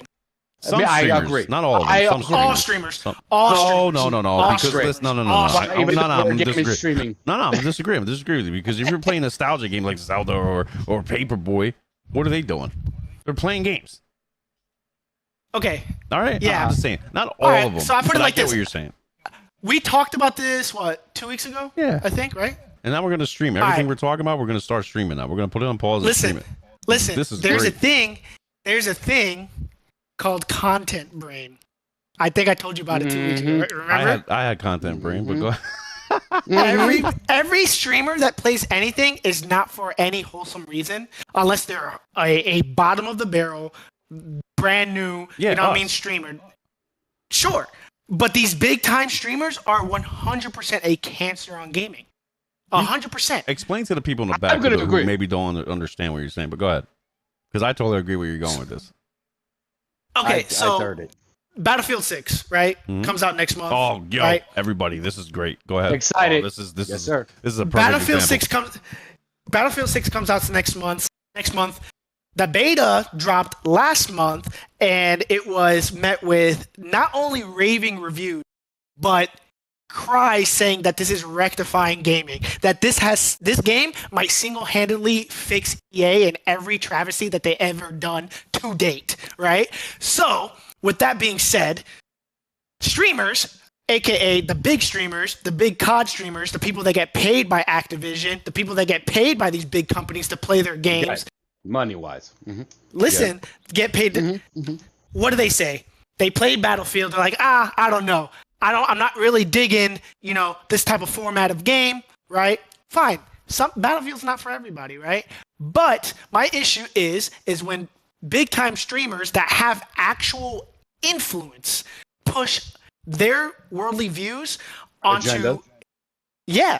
So what they want, everybody knows that Battlefield 6 is coming with a battle royale, right? Yeah. They want a certain streamer, I'm not going to say names or whatever, for whatever reason. I'm not going to say names. But he wants rewards for logging in like a mobile game, right? He wants heavy microtransactions, right? The other ones want them to just drop the multiplayer pretty much entirely and just battle royale. That's saying that the battle royale is going to blow everything out of the water. Well, that's not Battlefield. That's not Battlefield at all. That's never been Battlefield to its core. This game, I'll tell you what, from a long-standing Battlefield fan, this game is a love letter to everybody that has played Battlefield since the original Battlefield. And I'll tell you right now, I am switching to Battlefield. Yeah, I was a Call of Duty enthusiast. But Call of Duty it's letting me down. And I gave this Battlefield the try, and bro, I'm feeling Battlefield. Jersey. Now. And Jersey knows my relationship with. I have a very, very fond relationship. Some of my earliest gaming memories were Call of Duty, playing, coming out of school, going to my uncle's house. I didn't have a console at the time. I'd go to my uncle's house. Were you in the pros though? Back in Modern Warfare 2, back on the PS3. Bro, I'll tell you right. When I got shit. Yo, my shit was the SOCOM, U.S. Navy SEALs, bro. Oh my God. You bring up SOCOM. You bring up SOCOM so much. Dude, I love it, bro. Listen, you in this game that had the most it's so many attachments to play this stupid game. On it. What do you mean? Oh, hey, you want to play SOCOM? You want to talk to your teammates here? Extra headset, that's $99. Oh, you want to send your teammates to this area? You have to get this extra attachment that attaches to your controller so you can send them into a strategic battlefield, gunner's formation. And you're like, what is this? Like, what is this? What game doesn't do that? No, like you can force the drive. I could buy a steering wheel just to have the fun with the steering. I mean, what's the difference? Bro, I don't understand. Listen, okay, all right. Got you there, buddy. I used to get mad at specific headphones. Look. I will say this. I hate milsims. What? Listen, hold on. Hear me out. Hear me out. Okay. This is gonna be controversial. This is controversial. Whatever. Start some shit. Okay, I got Arma. Reforger, right? Arma is like a hyper-realistic military shooter, right? Okay. I don't care about the realism or whatever, but I hate playing games with people that are just yelling things at me and expecting me to understand what they're saying in a military fashion. Just because you say it in a military fashion doesn't mean that's what that means. Okay, and I think that bugs me in a way that has put me off of that genre of gaming. Okay, but when you have a guy yell, nostalgia of it though. When you have a guy playing part of it. When you have a guy, part of the game. What do you mean a role playing? Listen, dude. If I wanted, I'm not actually out there on a battlefield. I mean. And I thank you for your service, sir, because you are a veteran. But I'm a veteran. I ain't dodging real bullets. I don't mind playing on the game and acting like I do. It's not even that. They just get mad, bro. They get mad when you... I had a guy on a 240. He was what we call, in Army terms, we call it grazing fire, right? Where you're just shooting above, you're it's like a sweeping motion, 3 to 5 second burst, right? Whatever, grazing fire. he was telling me to do some type of maneuver, and I was like, bro, I don't know what that is. I don't know what you are telling me. And this dude is screaming, bro. He's screaming at me over the headset, bro. Like, I need you to do it now. And I'm like, dude, listen. Like, I want to help out. I want to be all I can be. You know what I mean? I swear, dog, just chill. Like, I don't understand what you're asking me. And then Rangers, bro. Okay, and then another instance, we were trying to take over a town, and I was like, "Oh, hey guys, let's y'all hold it down real quick. I'll be right back. Let's move in like fire teams or whatever." And the guy's like, "Oh, what's a fire team?" And I was like, "Oh, I thought you guys knew what this was." Okay, what? But that's okay. Like, I just it just eludes me. It's the same thing with like realistic airsoft, like plays airsoft, like in like hyper military mock battles, whatever. Yeah, but it's just okay. But it's fine. That's your pet peeve, or whatever. But you can't. Oh, I can't say you can't. But it's people's ignorance. It's what they know. And I mean, if you're not actually living it or having to do it or like interacting with it, you're only going off of what you know, what you see, war movies, whatever the case may be, or what you think it is and stuff. I mean, I don't know, dude. I don't know. I just want to play. If it's like a military game, I just want to play it and not have some guy screaming at me about some type of maneuver that I'm supposed to be doing, and he's not saying anything. Okay, like that's all I'm saying. That's all I'm saying.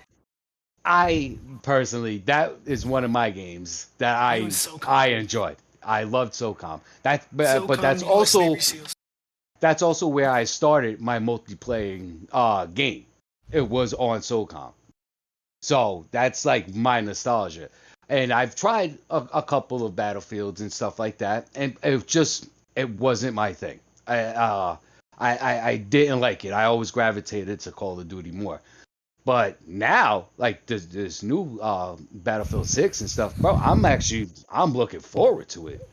I'm loving it, and I'm gonna have to agree with. I think these streaming people are like they're ruining things, and to me it's the same shit.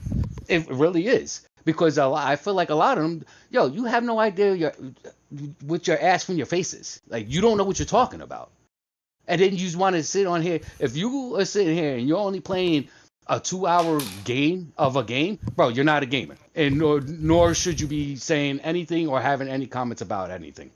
That's just me. I think that I don't even know, dude. No, speak your mind, bro. I think that the age of streaming is probably the worst thing that happened to gaming, because now we have all these copy paste games. Call of Duty's trying to be like Fortnite. Fortnite is Fortnite. Fortnite wants to be every game encompassed in one game. Like, to me, Fortnite was what? I think one of the first ones was what? It's the PUBG game. Wasn't that one of the first? Yeah, PUBG was the OG. And yeah, but that Fortnite got off of that, and then you want to throw in all those dumb cartoons and building and doing all this extra stuff. And listen, I'm an older head too. My reflexes ain't the same, so I ain't trying to do all that. I like to, like when you're on Fortnite where you're building towers in the middle of a gun battle. I don't understand how that is even possible. In SOCOM, we would have a nice like a 30-second gunfight just with the bobbing and weaving and getting somewhere, trying to take a person down. Now you're sitting here building the twin towers and then shooting somebody from the top of the damn tower. I haven't played Fortnite in a hot minute, so I don't even know what it's. I don't really play it. I've tried it, and it wasn't my thing. But getting back to the top, I'm not. If Rage has a chance to bring up SOCOM, you're gonna bring it up every time. 9 times out of 10. Every time. I love SOCOM, bro. I love SOCOM, and that's where I started. Like, that's my thing. I love SOCOM. The singular SOCOM fan. Hell no. Absolutely. Yo, where's my SOCOM people, bro? Yo, please hit the chats, because this is ridiculous. I know I got my people out there, bro. Help me out, bro. But But even with like the Madden, bro, I used to buy Madden. I used to get the NBA 2K Live and stuff. Like that was a religious thing 2K that I would get. Live. Not 2K Live, NBA Live. Did I say 2K Live? Yeah. I'm mixing them all together. Hold on one second. Hold on, let me read some comments. Because my bad, guys. When did you even come back? Right now. Yeah, I came back right now. Because I was doing something. Cabo goes, for EA, 1 year EA was called the worst company of the year. They still are.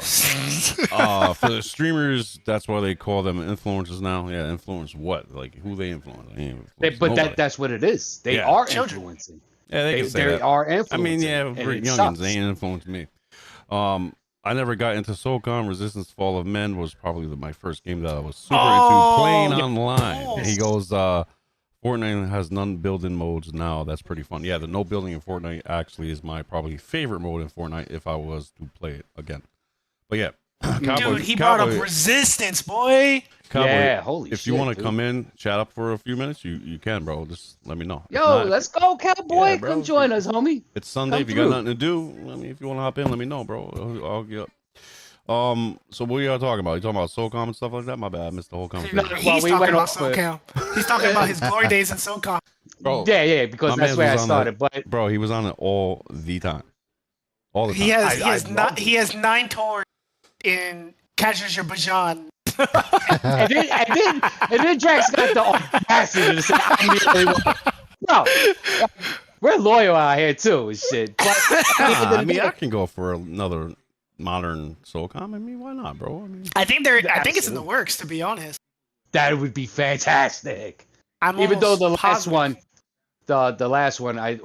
was it Confrontation, if I'm not mistaken. It didn't do as great, but I did still enjoy it. Yeah, dude. Okay, there was this Xbox game on the original Xbox. It was a team-based military game. Oh man, bear with me. Keep talking. I'm gonna find it. Was it Xbox exclusive? Yeah, I think so. I probably wouldn't know really. Why not? But I mean, you know what? That's just so I'm gonna piss Draxon off right now. You know, this new 007 game, bro. It's gonna be crap compared to the old one. You know.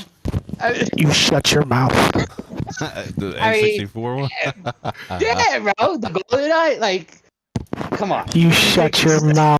Oh, you sound like crap. Don't ever do that again. I'm sticking my mic in my mouth. Yeah. All right, I'm playing the trailer right now for 007. Let's check it out. Yes. Yo, that looks fantastic. Yeah, that looks good. Looks good, man. I ain't gonna lie. I'm over here talking crap about it, but I know it's gonna be pretty good. Oh no, I'm doing it on purpose. Just to get Cowboy said he'll jump in. Just send him the invite. Oh yeah. Cowboy, I'm gonna make you a thing. Give you the role. You can jump on in. Where are you at? There we go. Hold on. I'll be right back. Wait. Do we got volume up on this trailer? Nah, I'm not gonna put the volume up because I keep getting copyright warnings for other stuff, and I'm not gonna do that no more. I got you. Okay, I got you. Because they're a-holes over there. Mm-hmm. All right, Cowboy, you could jump on in. Hold on. Boom. Okay, you can jump on in, buddy. Jersey's crew. Yo, look at this. Voice chat. Yo, look at this. This game looks fucking. It looks fantastic, bro.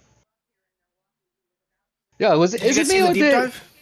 Is it me or did my man look a little bit like Eli Manning for a second? So he's the guy that plays young Dexter. And this is the creators of Hitman, correct?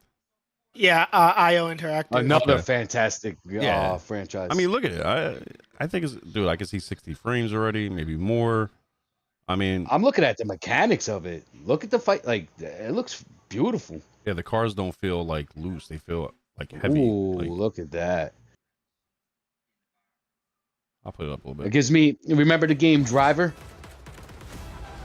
You know what this reminds me of? What? It reminds me of Die Another Day on PS. Really? It's another James Bond game. I'm almost positive I played that. Damn, March 27th, 2026. Look at that shit, yo. That was so dope. You know what, Cowboy? I sent it to you a message if you hold on, buddy. Copy that. Bong. And we're gonna go over here. Let's go. They took that off of Uncharted. That's what Nate be doing. Jumping through the thing, yeah. Yeah, we're the truck, bro. Nate be doing that. Yeah, bro. If you pause it right here, Jersey. I do remember I'm latency, so I played the Oh second my bad. trailer. It says pre-order now and get the deluxe edition upgrade at I no just cost. played the second trailer. Let me all. know when you guys caught up, because What's going on, boys? yo, What's cowboy. up, man? What's up? What's up, buddy? Cowboy. What's up? How you guys doing? I'm chilling, Good man. conversation. No speak to you, bro. I know it's been a minute. Cowboy, I swear to God, this is like an everyday conversation, sort of similar like this every day. So I was like, you know what, Jackson said we should just go live. I'm like, you know what, screw it.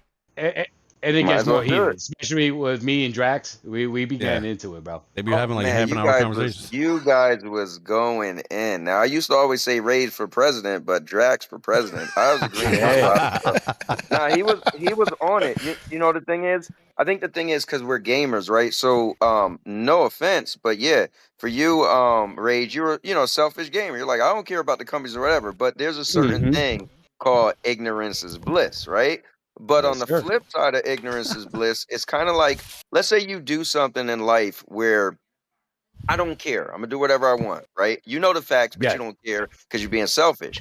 But then you end up looking like the a-hole or the bad guy, and you were like, but I was doing what I want to do. It's like, yeah, but you knew better. So meaning there's gamers that get on, let's say Twitter, X, and they know better, but they sound crazy because they avoid reality, which is these companies are really out to make a product to make profit. So Drax is 100% right. So we look funny when we're kind of this is so. Jared's remember this. We did a show and we were like, "What is your definition for fanboy?" Now, my definition was someone who likes a company or product or a game so much that they lack logic. Logic is saying, I don't care that they want to make money.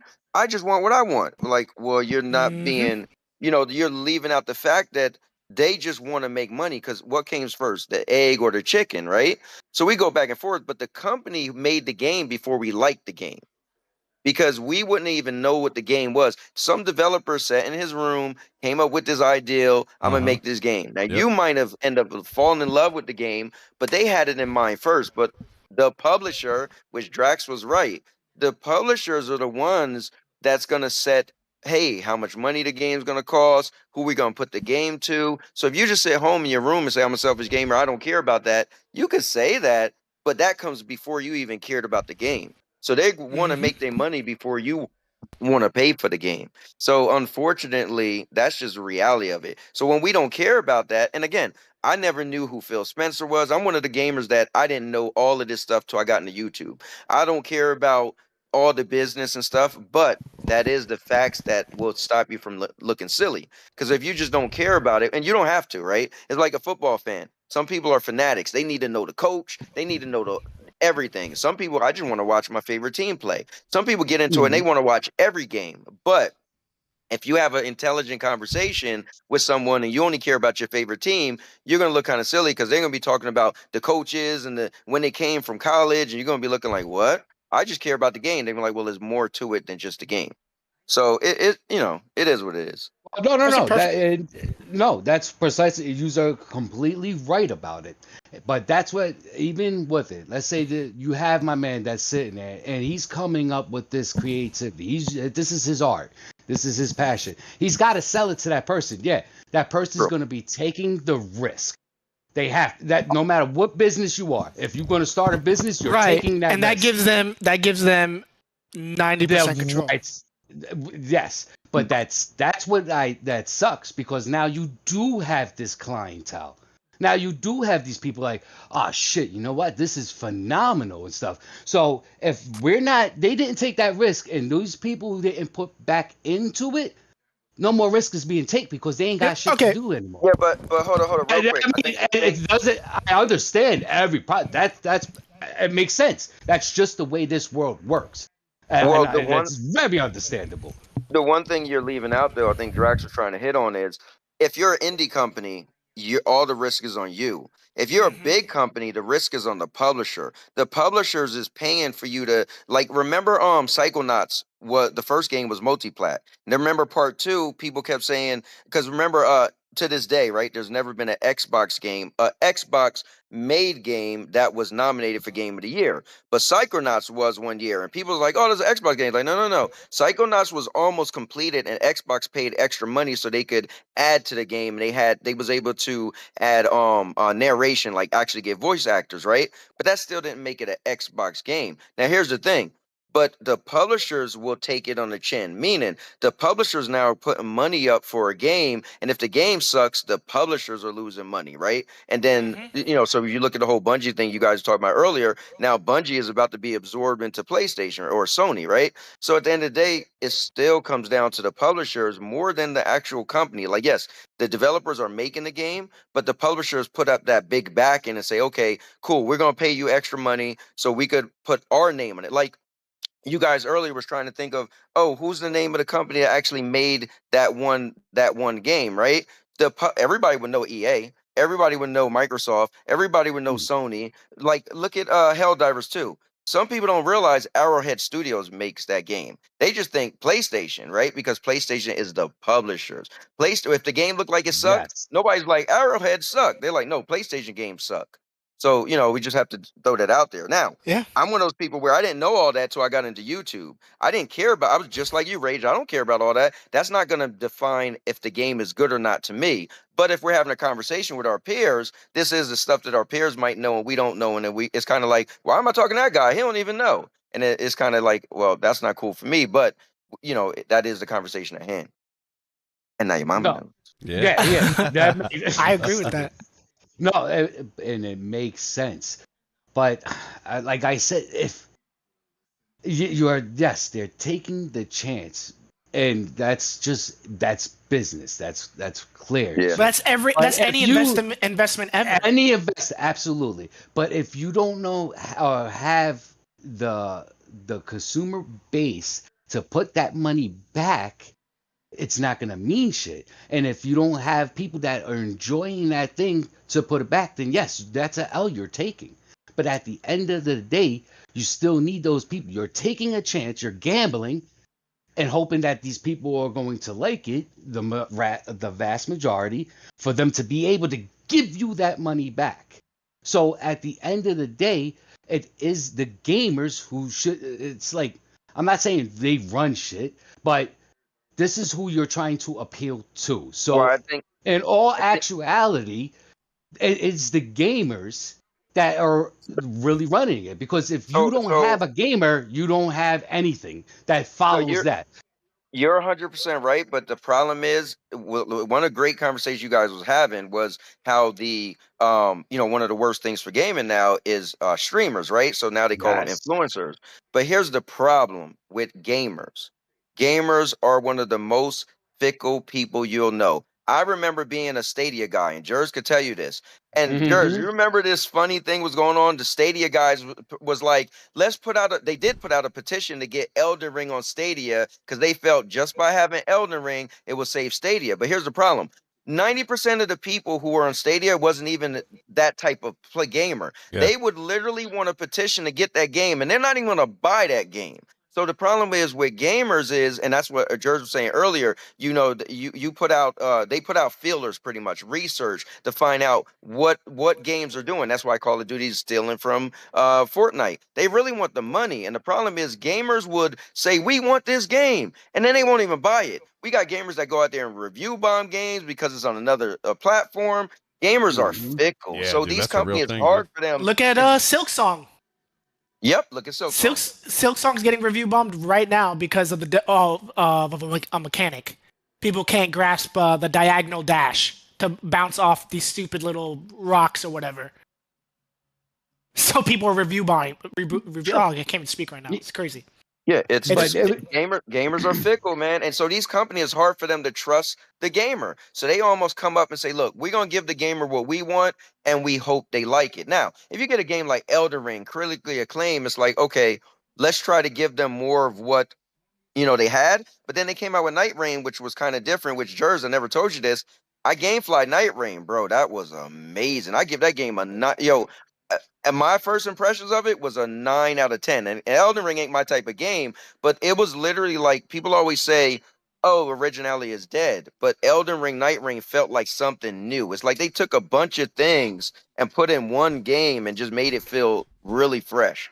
Now, are okay, you typically a Souls-like player? No, as a zero.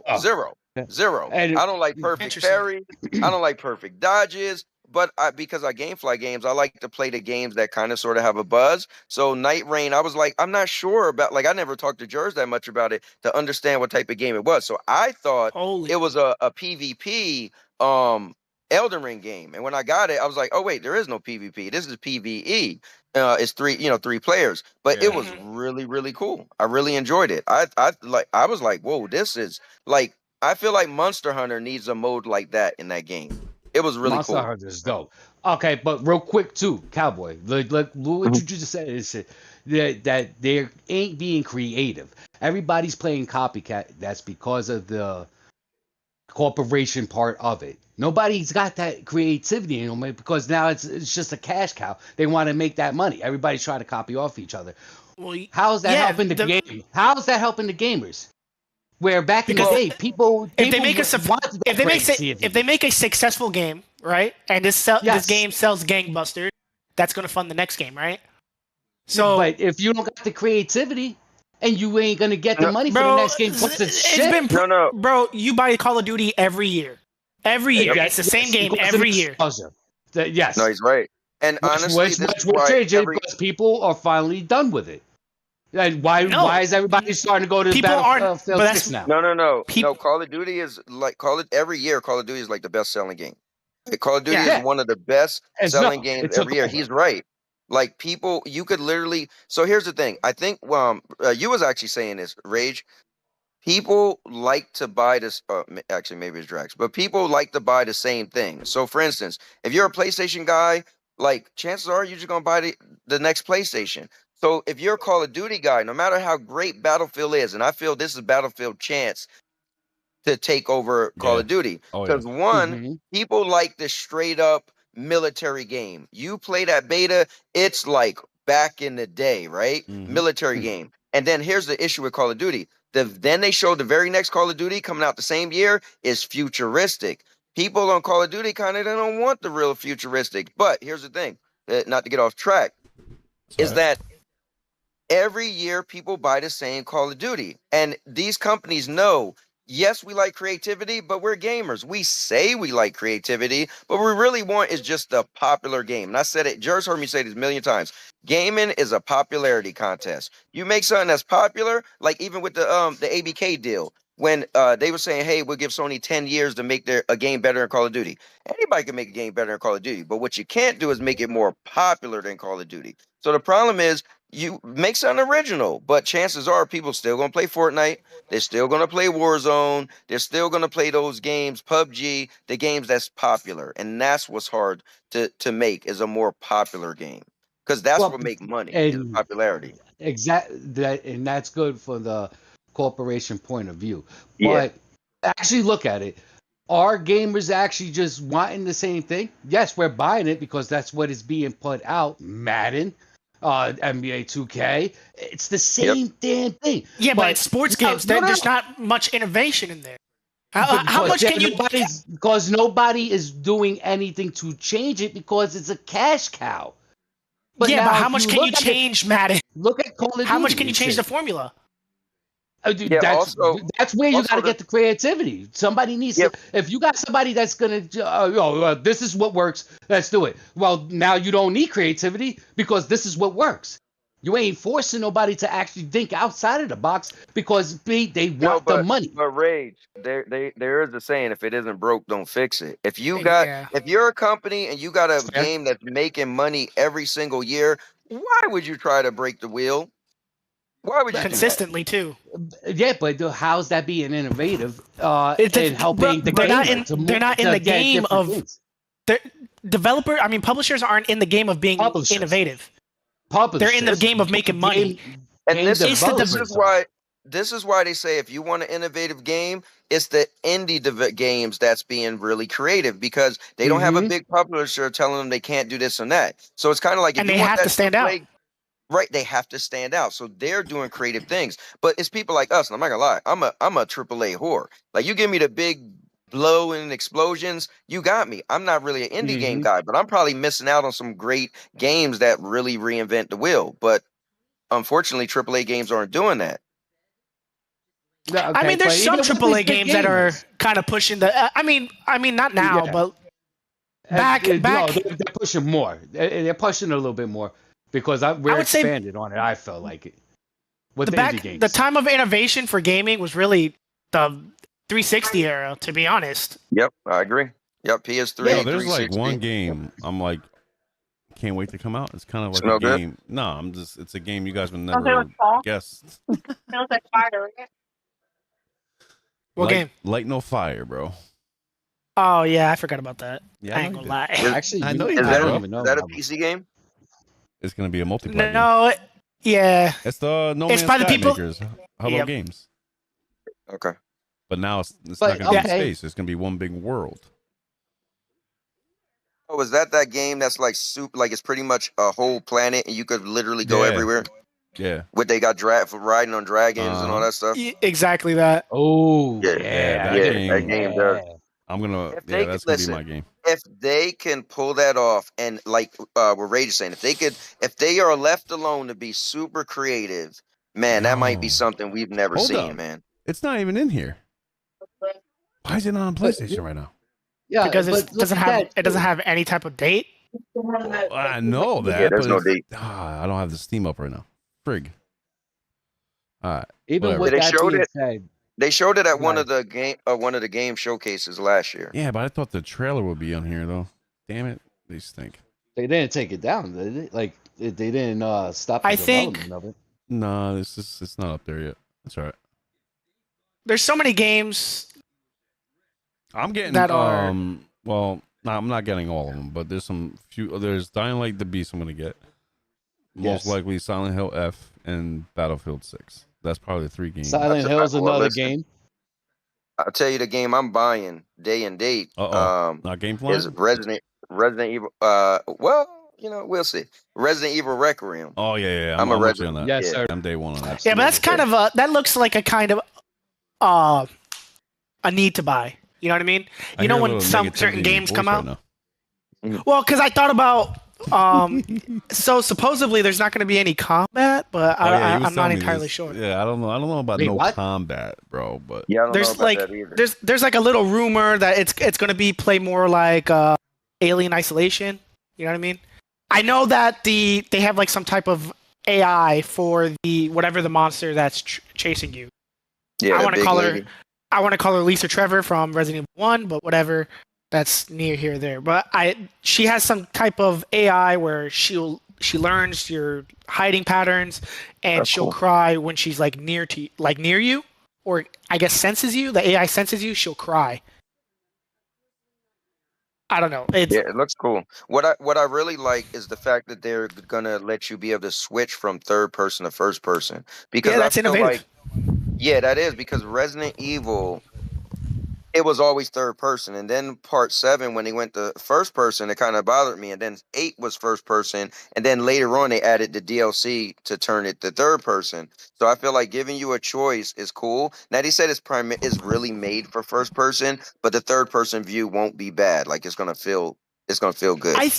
My thing is, I think that so after 6 is very mixed, right? You either love it or hate it. Right. I think after 6, I think Resident Evil was heading in a direction that was pretty unfavorable. I mean, I think anybody can agree with that. Yeah, but, I think they were starting to lose the story of it. Part 7 had the least to do with Resident Evil, bar none. Yeah, but I think 7 is the identity of it. I think 7 is what saved the franchise. For me personally, 7 was pretty scary, dude. Yeah, it brought back the horror. Instead of the action. It definitely did because you know what? Love-hate. This is my love-hate relationship. So Resident Evil, if you guys don't know, it's my favorite video game franchise. It's my number 1 and followed by God of War. But Love hate. You ready for this? Mm-hmm. This is a hot take. It's controversial. I feel like Resident Evil 4 ruined the franchise. Like you was spin kicking creatures. That's fair. That's fair because then 5 came out and he's punching shoulders. I completely. Like, what are we doing? Yeah, I remember. But what's crazy is Resident Evil 4 also brought in a bunch of new fans because some people couldn't get with the survival horror and they wanted more of that. They wanted some action to it. So it did expand the franchise. But for an original Resident Evil fan, it's kind of like, dude, that's why I kind of dislike Leon. And that's why in part 6, when Leon and Chris fought, I was on the side that Chris won. There's people that was like, no, Chris won the fight. I mean, Leon won the fight, but at the end of the day, it is what it is. But to be fair, Leon is another character in the Resident Evil franchise that just, for whatever reason, is getting more and more OP. Oh, he's loved. Yeah. I mean, so, listen, all right. I understand your opinion of it, and that's fair. But look at it. Did it actually ruin it? You brung in another fan base, a different aspect of it. But we're sitting here, bro, and we're where talking the game about. Went, Rage. I understand because I feel it like wasn't as scary. It wasn't as scary. It's more action packed now. Yeah, but now you brought that attention to it by getting that other fan base of it. You didn't lose your people. I don't think that games should be made. Ruin it. Listen, dude, I don't think games should be made to appease everybody. I think games should be made to be what the game is, and whoever appreciates. Absolutely. I was talking to Jersey about it the other day. Gaming is like going to a art gallery and looking at different facets of art, right, on a wall, right? Yes. And when you're looking at the art, depending on whatever art resonates with you, that's how gaming is. If you play horror games because you like to feel that tense, that you're scared, you're like, oh man, yeah, you want to feel that, you play horror games, right? Horror games shouldn't bend to these people want action. These people want this character to carry a machine gun and mow down 75 zombies in 37 seconds, and you keep moving. So what's funny? It comes back to everything we were talking about before I even joined. What Rage and Drax you guys were talking about. So Resident Evil 1, 2, and 3 was survival horror, right? It was more clunky controls. You're trying to escape the zombies, right? And then you get 4, and it's like, wait, what? Why is he spin kicking? One of the most epic, moments in gaming I ever had, I will say, was which was a quick time event, the knife fight with Leon and Krauser. It was over the top. You played it. You didn't. You missed it, right? But let's get to this. Who's to say, right? Who's to say the publisher was like, listen, Resident Evil is good, but we got these other action games coming out. That's a thing right now. So what if we take a Resident Evil after you got 1, 2, and 3 and throw an action spin on it? We take the character that was in part 2. And so it's kind of how you guys were saying, like, why is everything trying to be Fortnite? So it's like, well, you got stuff like Gears of War. Go ahead. That was just like Casper, right? Casper never played a Resident Evil game. It was like last October we played like the little Nightmares games with Resident Evil. I was like, you know what? Let's play some scary games, whatever. So he never played. I was like, you never play Resident Evil? He goes, nah. I was like, all right. So I'm not going to make you buy games right now because he had Game Pass on PC. I'm like, you know what? Let's try the Resident Evil 2 and 3 remakes and play Resident Evil 2 first and Resident 3. To this day, from what he played already, these... Wait, 2 and 3. Okay, yeah, we didn't play. Okay, I don't know if he played Village yet. He might have. Oh no, we did play Village. Okay, we played some Village a little while later. Okay. To this day, he played Resident Evil 2 remake, 3 remake, and Village. He said Resident Evil 2 remake scared the crap out of him to this day. He goes, "That's the scariest game he ever played." What? And I said, I don't know about that, but I get it. Some crazy moments, but it's not. It should be the scariest. Tell him to play part 1. Yeah, that's next. But he still never played Resident Evil 0, 1. They're out there. I said, dude, we're going to play Veronica. And Rage is, I'm sure he's familiar with Resident Evil. Obviously, he plays some games, but in October, bro, we're going to be playing those games. At least a few of them. You know what I mean? I don't want to play 2 and 3 already because Rage and them, they can play that on their own. I already beat them like 2 or 3 times each. So we're going to be playing Resident Evil 4 remake, and I'm going to go back to Resident Evil 0 and definitely Resident Evil 1 for the grand finale because that's the game that You know what I mean? Well, you still got you leaving out Code Veronica. No, Gotta play that too. Nah. I mean, but yo, look at Cowboy out here just with the pulls, bro. Bro, nah, but I wasn't. That's his No, the reason being, because I don't think it's remastered, or is it? Yeah, it isn't. No, it isn't. Okay, so that's why. Yeah, I'm Oh, not yeah, playing the old I don't school even ones know yet. what you could play it on. You might have to play it on a GameCube or something. I don't know, a Dreamcast. Yo, let me ask you guys a question. Oh my god, did you have a Dreamcast growing up? Yes, sir. Okay, I had a Dreamcast. Do you remember a game where you ran around killing these giant bugs called Blue Sky? No. I don't. Bro, okay.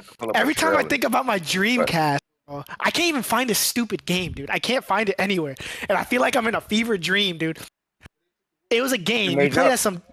Yeah, maybe. You play as some dude. And you kill, like these giant bugs. And the last boss was this giant, like this inconceivably large cockroach.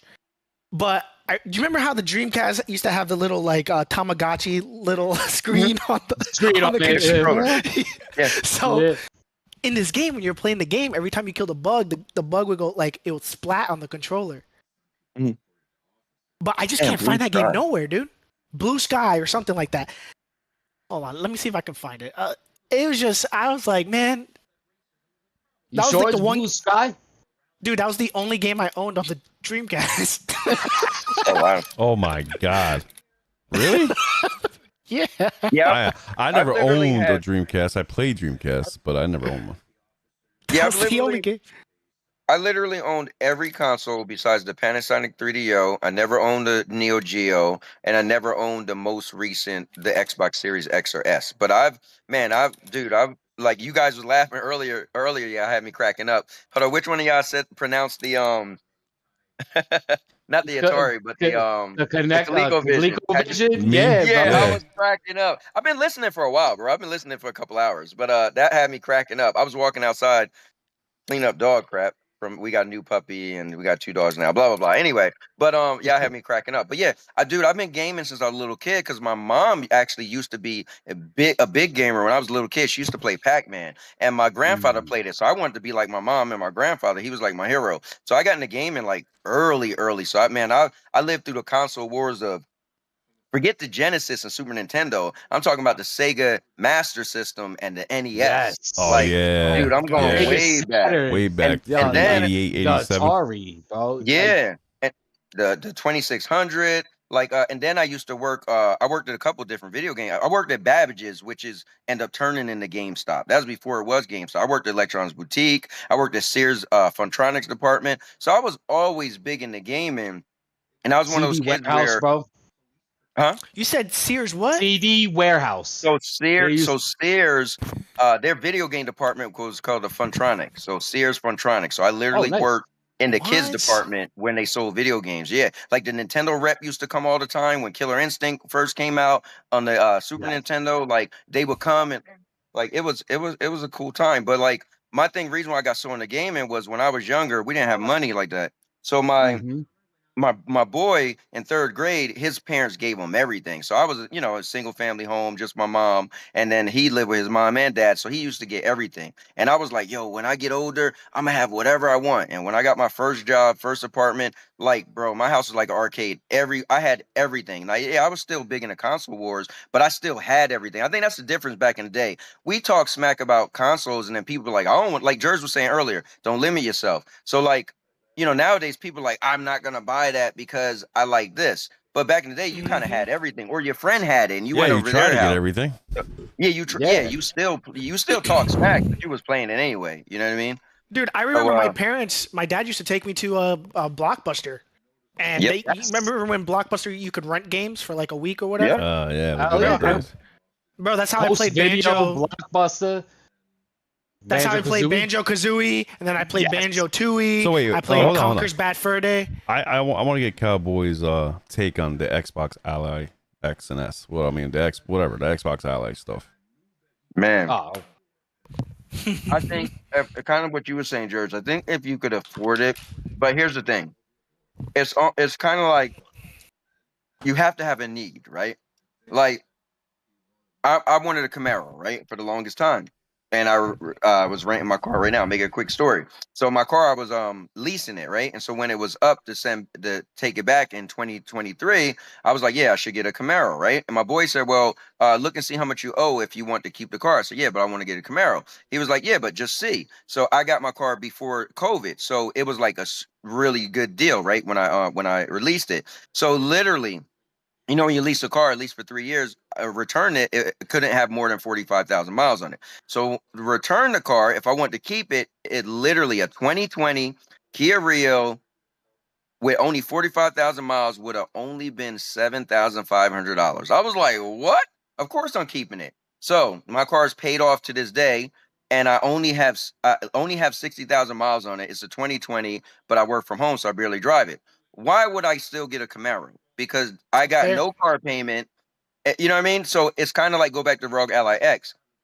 First things first, you have to have a need for it. I at least think, right? So like, okay, what do you want it for?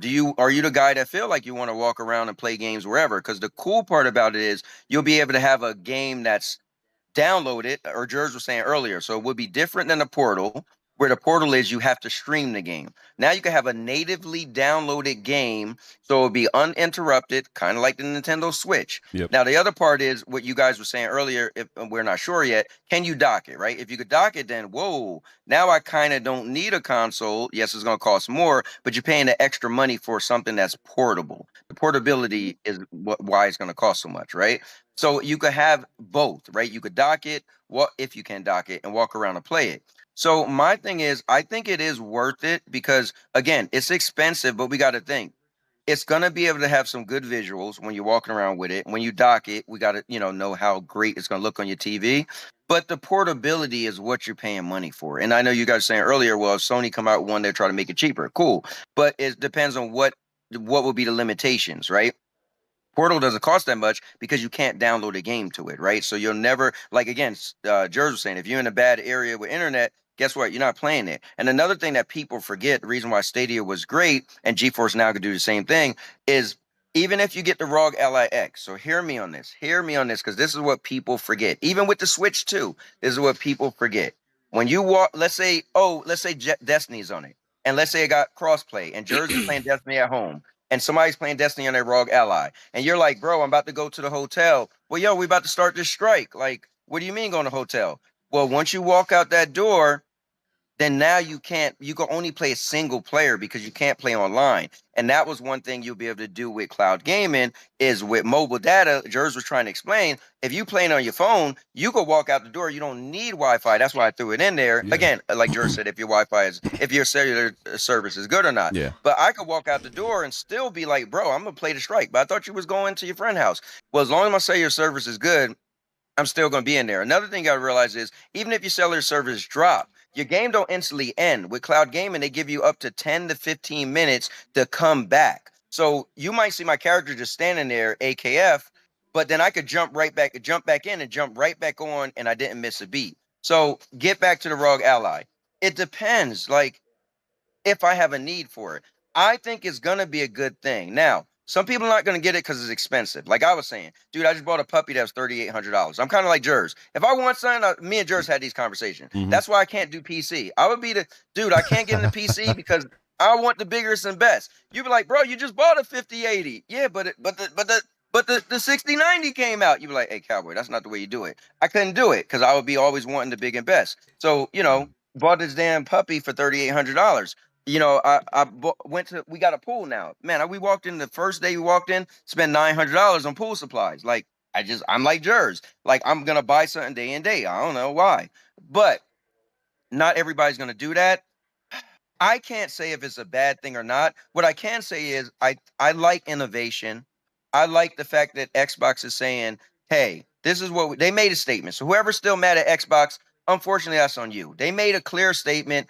Jers, like, I love when Jers cleared it up. Jers said, no. They're not saying it's cloud gaming. They're saying Xbox is going to be on everything. They mean on your TV. Yep. They mean on your handheld. They mean on PlayStation. And that is a strategic move. Let's be real. That's a very strategic move, dude. Sony's oh shit. Like, yeah, it is. Well, because here's the problem. They put games on PlayStation and end up selling more than PlayStation games that month, right? So it's kind of like, whoa, our games are considered critically acclaimed more than Xbox Well, games. I already know I already fan. have the answer for that, right? Let's be real. Mhm. A lot of PlayStation gamers don't have an Xbox. Let's be real. And the gamers who said, you know what, I don't care about console wars, but I just don't like Xbox. But you put a few games from Xbox over here, PlayStation version, they're gonna buy them if they're intrigued. It's like me and Rage, we went halves on the Forza. I didn't have to buy it at all. I already have it. Right. But since Rage is very limited on his hardware, I said, nah, bro, let's check this out. Now he's up in the air with it. He likes it, but doesn't. Likes it, but doesn't. You know what I mean? It's up in the air. Mhm. There's a lot of things on Forza Horizon. So much stuff to do, but it's crazy. But I like the game. I made a talk crap about it. You know what I mean? This is a console war, a little funny stuff. But overall, it's a cool game. You know what I mean? Like let's say, I don't know. Mhm. To me, it's like, I don't mind if some games from PlayStation go to Xbox, but I don't think all of them should. Just like Xbox. If they want to do that, that's on their end. I don't think all of Sony games should go to Xbox. Not because I'm selfish or anything. But, huh? Well, one of you guys said something earlier. No. Here's the reason. So one of you guys said something earlier. I've always said this with Sony. Sony loves a thing called brand supremacy. It's kind of like iPhone. They want you to feel that is it Sony or is it Xbox? No, hear me out. Brand supremacy means your brand is going to look so good above everything else. Sony wants you to feel that in gaming, the premium console is a PlayStation 5, well, Pro, but a PlayStation 5 to be on PlayStation. Xbox, Phil Spencer said it. He said, we lost the most important war, which was the Xbox One and the PlayStation 4 era. So for them, they don't care about their brand being the biggest thing. They just want to bring their games. PlayStation still, they're a Japanese company. They're different than America. America, we look at it like, hey, we have a different mindset. They still want you to feel that their console is the way to play. So they're still going to always have games that you have to get a PlayStation to play it on first. Now, would they put it on PC eventually later? Will they put it on Xbox? Hell yeah.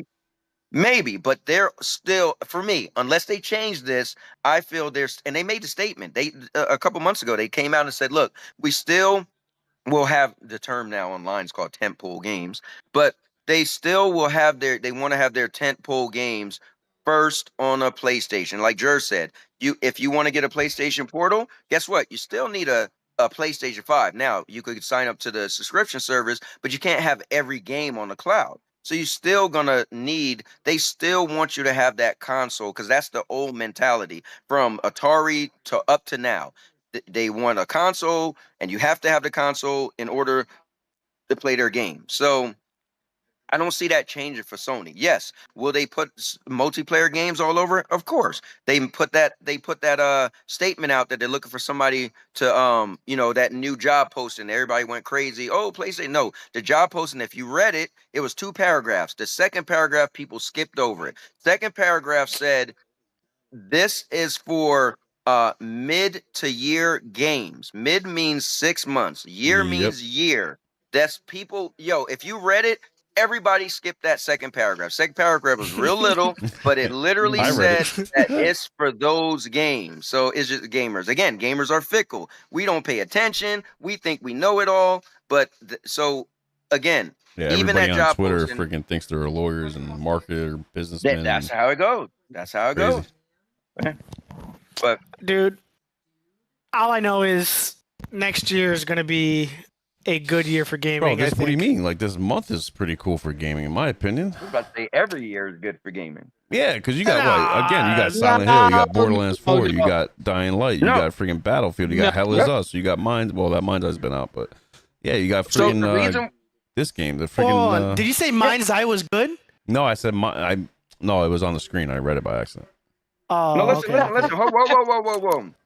I played Mind's Eye. So I played Mind's Eye. Now, I played it after they did give it an update. Honestly, though, I feel like the internet is crooked. We're fickle. When you seen about a lot of people saying Mind's Eye was really bad and glitches, they kept showing the same video. And I'm like, I bet that was on a PC. No offense. But somebody probably didn't have the specs to run it, and they was getting crazy bugs. I bet you it was, right? Because when I played it, Was it that, or And it was. It was, right? Well, yeah, it was. It was on the PC. That the videos that was going around. But I'm sure it had bugs. What I'm saying is, when I played it and I streamed it, because I always stream all my first impressions, so you can see my look on my face, see if I'm really enjoying it or not, to make it real, right? Dude, I didn't have any, but again, they did give it a patch, and I didn't play it day and date, but the game really wasn't that bad. I think the problem was because it was an ex Grand Theft Auto developer, people assumed, I even thought it. I was like, oh, it's going to be like GTA, but futuristics. But it wasn't, because you couldn't just get in any vehicle like Grand Theft Auto. So the problem was, it was another one of those when people say, this is the Destiny killer, and then the game can't compare to Destiny at all. I think people just overshot Mind's Eye, and then they, the internet do what they do. It had a couple bugs, and they just went crazy on it. But I played it. I personally don't think it's a bad game. It just was really basic. That's all. It was like the story was cool, the graphics was in and out. Like some characters, I feel like they did a great job on. Like the black dude in the beginning with the braids, he looked amazing. He looked like he was a real character. Some people, they did a poor job on them. The story was kind of basic. Oh, it's in the future, and technically you had this artificial thing inserted in you, and you lost your memory, and I want to get my memory. But the game wasn't terrible. But the internet will have you believe. Same thing with Lost Souls Aside. I'm currently playing that right now. When you first play the game, what's the issue with that? So the thing is, people are like, oh, the combat isn't good. They just like, oh, it's such a mid game. I will honestly, when you first play it, it's like it looked like it's just a knockoff of Final Fantasy 16. It got combat is basic. When you'll see a lot of things are locked in the game, right? Like, oh, you get special abilities, they lock a lot. Once you play about an hour and a half, you would have unlocked all the abilities, and then like you get like your first outfit looks kind of basic. You got like a little trench coat looking. The graphics don't look that good, dude. Your first outfit you unlock is this cool looking armor. Now when the light source hits it, it glimmer and shines because it's not like fabric, it's like metal. It made the game look better. Once you unlock your other powers, like Final Fantasy? It does. It reminds you the combat, because when it first starts off, it seemed like it's RPG-ish. It's not. It's more of like, I'm so lost with that game. It's like an action. It's not Soulsy either. Like, that was the whole thing. I was like, is it Souls? Is it roguelike? It's not. It's more of like a God of War action adventure. Like you could dodge, you could parry, but you get rewarded if you do a perfect parry. Not like more like a Souls game, kind of like that's your bread and butter. Like, you want to be really good. You don't have to in this game. So it's more like a God of War. It's more a hack and slash game. But that's the thing. Like, you don't really know. You look at the trailer and like, what game is this? It's actually not, dude, I'm really into it. But again, if you watch me play it, I was like, I don't know about this game. Dude, once I got an hour and a half in, unlocked everything you're supposed to do. I got skill trees like God of War, where like, oh, you could add to this move, and when you hit the ground, electricity come out, and you're like, oh. So the story's basic. I will say this, like, oh, you went into this alternate dimension, and people Are you in just that a regular realm dude? No, well, you're a regular dude, but in that world, people do have special powers. So you end up, it's this mystical creature or dragon, and he end up merging himself with you, and it gives you all this extra power. So now you're like more powerful than the people in your world that had powers. So like, people do have powers. It's not like, you don't have powers and you get sucked into this realm. But let me ask you this: is it more akin to Forsaken? Forspoken? Oh, that's what I meant. Yeah, trust me, I'm a fan of Forspoken. No, so here's the thing. You have a traversal system, but it's not as good as Forspoken, where you could run all over. It's more like Lost Soul Aside, where certain times you could kind of skate on this thing. Like, your dragon turns into like it's kind of like Forspoken, where you could run like all over. You can't do it as good as that, but yes, you could do it kind of like that. But it's not like Forspoken, where you're a regular person, and like how she was in New York and then she gets sucked into this world. You're in this world where people do have special powers, but then you go into these dimension where it's like these creatures and beings that got like superpowers, and like now you got superpowers because you merged with this like this super entity. Dude, listen, it's actually, if you just at least like it's like imagine playing a game, right? And you're like, you know, you got more abilities, but you just didn't unlock them yet, right? And so then you're like, oh, this game is trash, and it's like, bro, you didn't even unlock, you didn't finish the tutorial, because really the game don't open up. Like you get a tutorial for like all the basic stuff, and once you finally unlock it, there's no more tutorial. Then it's like, oh, now I see the beauty of the game. Is it for everybody? I'm not gonna sell, so I'm not selling anybody on the game. I'm just saying that I too was like, you see the look on my face. People are like, oh, I heard the combat was bad. I'm like, I mean, it ain't that, it's kind of basic right now. And then once I start playing it, I'm telling you, got an hour and a half in, I was like, oh, like you get special abilities, right? Once you play it longer, you get to do 3 at a time. In the beginning, you're doing 1, right? So you got 1 super ability. Okay, it's cool. You get to have more than 1 weapon at a time. When you play in the beginning, you got 1 sword. So you're like, okay, I mean, it feels like Final Fantasy 16. I'm swinging 1 sword. Once you get a little further, you hit R1. You could be swinging 1 sword, switch to the next on the fly. You're like, oh, so you get to a boss where like you can't reach him with 1 sword, right? But then 1 sword, you swing it and shoot fire out of it. So you got to switch that sword to throw fire to get him because he's further away. If you just play the game in the beginning and be like, oh, well, you know, this sword is kind of cool, but like now you got like 2 weapons at one time, 3 supers at one time. So, you know, and you don't have to wait that long into the game. Like I remember when I played Death Stranding, right? And somebody after 3 hours, like, bro, this just ain't for me. Somebody was watching me streams, like, no, you got to play it for 4 hours. That's when they get good. Crazy. I was like, bro, if I got to play a game for 4 hours for it to get good. I'm not gonna lie, I wasn't into Death Stranding either. I'm gonna tell you right now, me neither, bro. I'm gonna tell you right now, I love the concept. I love the idea behind it. Me too. It's dope. But as far as playing wise, it didn't really capture me. But I'm going to tell you right now, and this is one of the biggest problems that I have with gamers, especially streamers and influencers and shit. Too many people keep trying to compare games and expecting games to be like this game because what it is. No, just like Jax was saying before, it's an art. You take a game as it is. And no, you're not playing a couple of hours. No, you play the damn game through to understand what the hell is really going through. People don't give the shit the chance, but they always got opinions. Everybody's got asses and shit, bro. And you're not taking the game for what it is. You're not taking a beauty, and that's what the game developer. It's their vision. It's not your vision. It's their vision. What they're bringing to you. Either you like it or you're not gonna like it and shit. But too many people got too many damn opinions, and they want to compare it to other games. No, it's their own game. And you know, the thing is, as a gamer, you kind of know what type of games you like. So when you play a game that's not for you, like a Death Stranding, I knew that wasn't my type of game. But, you know, I'm going to be honest. I rank games. Y'all was talking about Blockbuster. I've been game flying since 2008. So just think of all the games I get. Like, look at Elden Ring. Dude, Jers was going crazy over Elden Ring. I was like, I mean, I at least want to try it. Now, I tried it. I was buying it. I was like, dude, it is really cool, but I suck at, like, you know, the perfect parries and all. I'm not gonna lie to you. Like Expedition 33. I love turn-based games. I had no clue there's gonna be perfect parries. I'm like, why did it's literally they like merge turn-based and Souls and made a baby. And to some people, it's amazing. So there you go. So you would have been like, why would I even play this game? It's not my type of game. So sometimes people, that's what I don't like with the internet.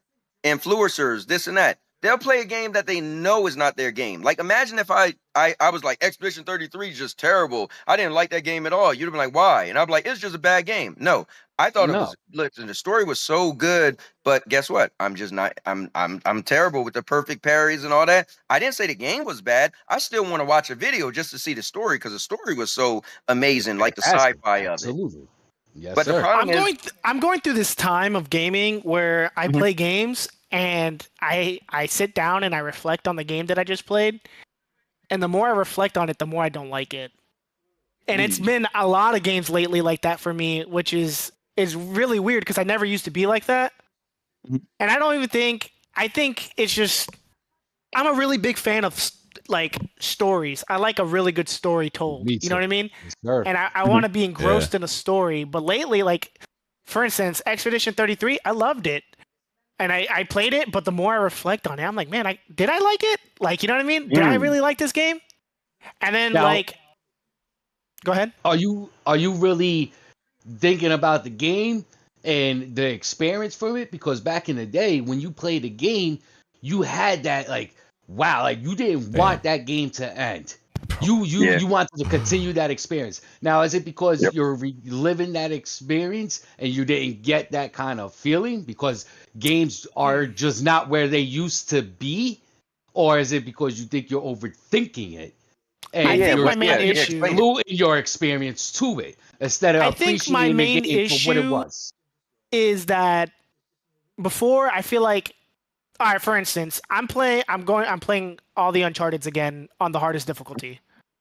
Still love Uncharted everyone. It's my one of my top 10 favorite games of all time. Absolutely. Right? Nice. Yep, played them all. I'm playing the game like the first one. The story is very bare bones until about. No. Hold on, let me finish. Go ahead. It's very bare bones, very straightforward. Hey, you're kind of on this island, you're searching for El Dorado, until you get probably closer to the end, and you start meeting the descendants, and you start fighting the descendants, which are the vampire things, which are the cursed Spaniards from the corpse inside of El Dorado, because El Dorado is a crypt. Mm-hmm. But I don't know, more games that I'm like, I found Expeditions 33's story, like, I knew what the hell was going to happen, which bothered me more than anything else. And I saw and that's what really bothered me. I was like, this game, at first, I was super intrigued, and I was like, man, I really hope this is not where it's going to go. And then it happened, and I was like, oh, this went exactly where I knew it was going to go. You know what's funny? That's how I felt about Stellar Blade. Halfway through Stellar Blade, I was like, I won't say what happens if anybody didn't play it. I was like, watch this happen. And I streamed that whole game, and it literally, I was like, it got really predictable. I was like, oh yeah, I saw that coming a mile away. But I think with me is, so when I look at games, I look at it as three things, right? Story, gameplay, and graphics. Now, some could add music in there, but I feel like very few games I'm crazy over the music. There was some games like Final Fantasy VII, the music, just loved it, right? But so I'll take the music out of there. Zelda, one of the greatest instrument or musical soundtracks to a game. I kind of feel like the music does play a big part too. I mean, realistically, there's only game, honestly. Which Zelda game though? Ocarina of Time? I love them all, dude. Honestly, but Ocarina would be one of my favorite ones. I think as far as music wise. So the reason why I take music out there, because you know, if you guys list the hundreds of games you played, it'd be so hard to think. If I say, like, if I just name a game, and I say, what was the theme? You wouldn't know, because only few games hit us hard when they like the most recent game I could say, man, the music was kind of cool, was Helldivers. I'm not a big Helldivers fan. It's a decent game. But the music, that, like, they little score, I'm like, dude, that's a cool score. So let me get back on track, right? So you mentioned you love the stories of games, and I think graphics is great. So I'll break it down this way. So graphics is a cool thing, right? You see a game, you're like, whoa. But I think once you're into the game, you almost forget how good that game looked because you're into it, right? And then you may stop, look around people. That's why they added picture mode and stuff, right? Story. I think stories are great, but this might what happened to you. Once you get that first story and then you play and beat it and you got the whole story, then if you play it again, you're like, all right, well, I kind of know the story. And that's why I think I lean on the gameplay. So I will attribute gameplay to replay value. For instance, if I play a game and the core system of the game, what I'm doing the most, right? Whether it's punching an enemy in the face, whether it's shooting, right? And again, you could be a fan of a game that you're shooting, whether it's first person or third person, or you could be a fan of melees, whether it's punching or weapons, right? Or swords or whatever, right? So for me, I'm into the core of what I'm doing the most in the game, which is the gameplay. And that's how I decide if I'm going to buy a game or not. Meaning, let's say a year later, am I going to want to play the story again? Maybe not. Am I going to want to see how great the game looked? Maybe not, because maybe it don't look as great anymore. But will I want to come back to that core graph or gameplay like God of War, Ragnarok? I think hands down it has the best combat. Like, and I like violent stuff. So like there's like the I love controls, right? So the square is your weak attack, triangle is your hard attack. You could switch to 3 different weapons. You could grab an enemy, rip them in half. Like a year later, I'm going to be like, dude, I just want to play the game for 5 minutes and then turn to maybe 30 minutes. And that might be it. But that would be the difference from me saying I want to own the game versus just only play and beat it. I will tell you this. I got Kingdom Come Deliverance 2. I played the first one. The story was great. The gameplay, to me, is horrendous. I think it's probably one of the worst played games I've ever played ever. It's so clunky, and I maybe that's just the charm of the game. But I hate the gameplay. I hate exploring the world because it's a chore, and I hate fighting. The combat it's such a steep learning curve, and then on top of that, which I don't mind, but on top of that, the combat's just clunky as hell. Like it feels like it doesn't work. Does that make sense? No, yeah, and then so when I played but I played the first game and I was like, man, this story's crazy good. I hate the game's core mechanics, but the story's so good, and I paid for it, so I need to play it, you know. And I got the second one because the second one looked a lot better, and I was like, oh man, maybe they fixed a lot. No, the second one is just better story, same gameplay. And I was like, no, why would they do this? Why would they not like try and revamp on anything? Like, for instance, like there's times where you have to fight multiple enemies, and if you're fighting more than one person, it's a death sentence. It's a death sentence. And then if you eat bad food, it like you die so fast. And I just didn't find it. I didn't have any fun playing the game, but I had a great time consuming the story enjoyed content. The story of it. Gotcha. Mm-hmm. Right. So that's what really just kind of pushed me through to play the game. But like, that's another game, man. That story, I thought back on that story and I was like, man, the story's good, but that game sucks. I will never play through it ever again. Yeah, but you know what? That still plays into the fact that what Cowboy was saying is that for you to be able to go back, yes, you love the story, but are you actually going to play that game again? Right. Because it's just a story. No. Hell no. What I agree with Cowboy is the mechanics, the core mechanics, absolutely plays the major part of it. Because if you're having fun just slashing and hacking, which I am a big fan of, you're going to go back and play it multiple times, even if you do know the story. Like Ghost of Tsushima for me and stuff. Absolutely. But it sounds like you're saying the same thing. But I think I haven't. This is a gaming sin of mine. I haven't beat Ghost of Tsushima. No. I got a better one. Hold on, I got a better one, and this is even worse.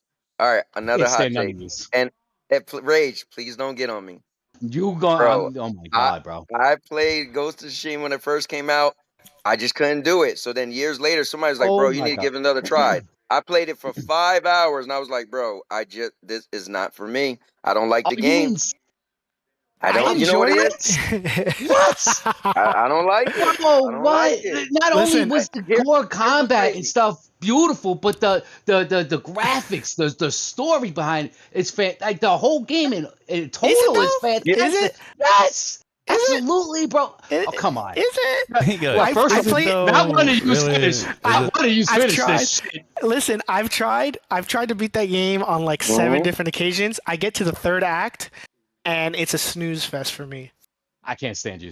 That's it. We're done. I'm just saying. I'm sorry, and everybody's like, Drax, the 3rd act is where the game is like the best. It's like, wrapping everything up. And I'm like, I still never beat Assassin's Creed Shadows. It's up there. I still got to beat that. I don't even know why you got into this conversation just now. I'm just saying. Assassin's Creed, bro. I'm what just is saying. happening? There's some games. I'm still trying to work through Mafia right now. Okay. Well, you know what? To be fair for me, I'm more of sci-fi or fantasy. So the fact that like the combat was cool in Ghost of Tsushima, but it's like you're just fighting regular people. Like I want some demons, a dragon, like They now, the Yo, Ami. Drax, did you see the thing I'm last sorry, night? not the Ami, the Oni. Those are the demons. The They're little in video, there. bro.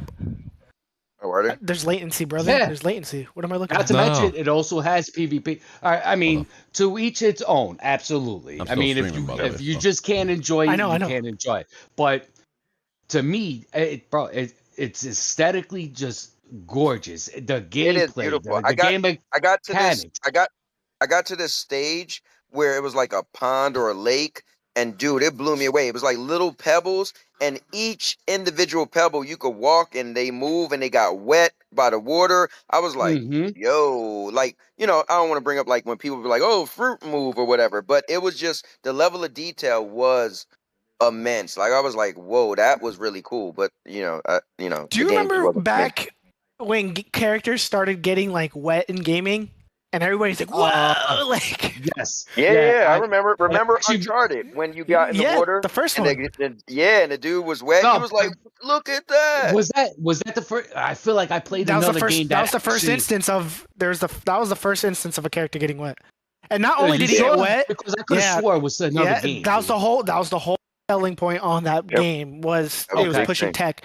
It was not only did he get wet, like you jump in and he gets wet, but depending on the level of the water, dictated how wet he was.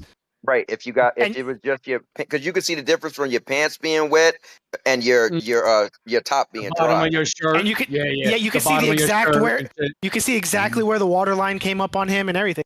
Yes. Yeah, that was cool. Yes. But if we being real, and I love Uncharted, but it is Tomb Raider knockoff. Right, wait. Before we get crazy with these conversations, so I need to know, where do you guys think gaming is going in 2026 and beyond?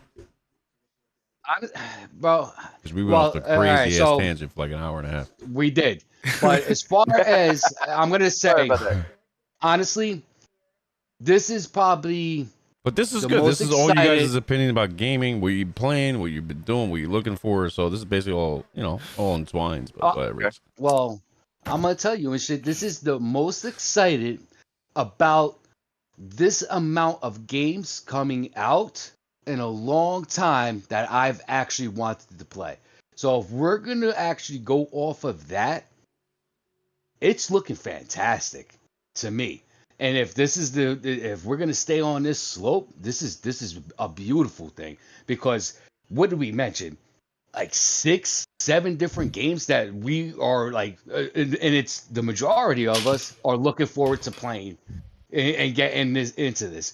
When was the last time prior to this that we actually had that nostalgia or that feeling to want to play a game, no matter what the hell console it is?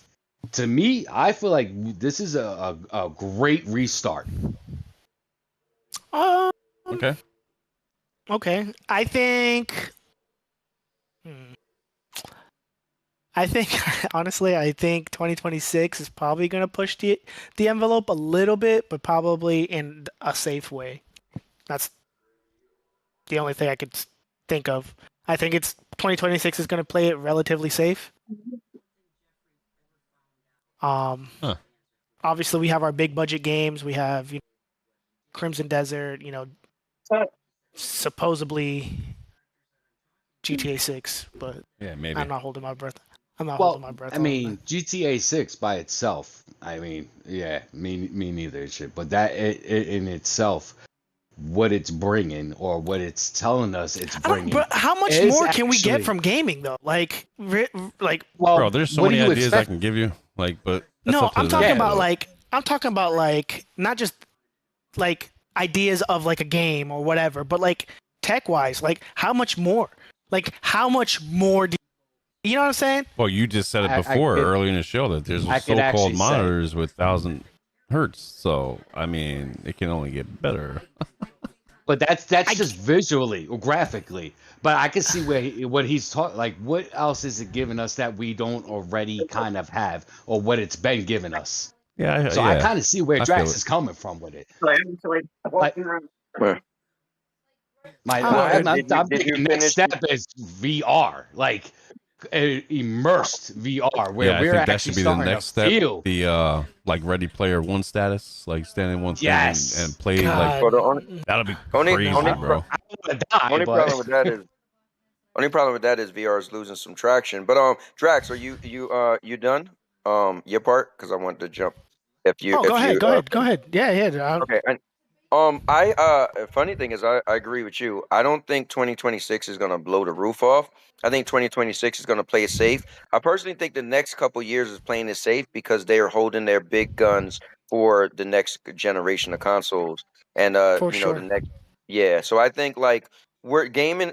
For me, I never been one of the guys like, oh, gaming is in a bad state. The thing is, I have a select interest, and I know that. And I couldn't even play every game that came out every year anyway. So you'll never catch me like, oh, I can't believe it. Like I'm gonna play the games that I think looks cool to me. I might dabble and play games that's not really my game, but I feel like I'm always gonna have something to play.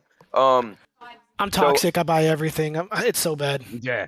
oh yeah, I Yeah. mean, well the thing is because I have GameFly, I kind of play everything. So I don't buy everything, but I play everything. Like if you name like, oh, I remember that game, you'll be like, I didn't even know that was your type of game. But I mean, I got GameFly, so I rented it. But Jersey makes I fun of think me, dude. What do you mean? Yeah, Jersey's like, oh, Mr. 10K trophies. Yo, for real, My man's got this man's ADHD. nuts with it, bro. He takes a massive amount of info and he could just consume it all. Not everybody's like that though, but Right. he just keeps going and he'll go from like 6 different games. 6 different. Me myself, I gotta focus on one game. I think Yeah, I could you do got the me max, tweaking like the really hell paying out. attention with But- games is probably like 3 games at once, like max. Nah, Yeah, dude. my thing is this. I'm always playing one story. So this is how I do it. Some people are like, oh, I'm overwhelmed. I always just play one story game that I'm trying to beat, and then I play multiplayer games on the side. And then once I beat that game, then I'll play my next game that I'm trying to beat. So I never Yes. try to beat 2 games at one time because that's where I know I can't handle it, and I got too much going on in life. You know what I mean? So that's what helps me out. Right now I'm playing 6 games. Like, what did I just say? What did I just say, bro? Freaking guy, And bro. At the same time. This guy be like, the yo, let's same play some time. Borderlands. Let's play Helldivers. Let's play this, the MMO. I'm like, yo, slow down, buddy. I didn't even download the game yet. I'm Okay, but even playing- with me, how can you really appreciate something when you're moving through shit that fast?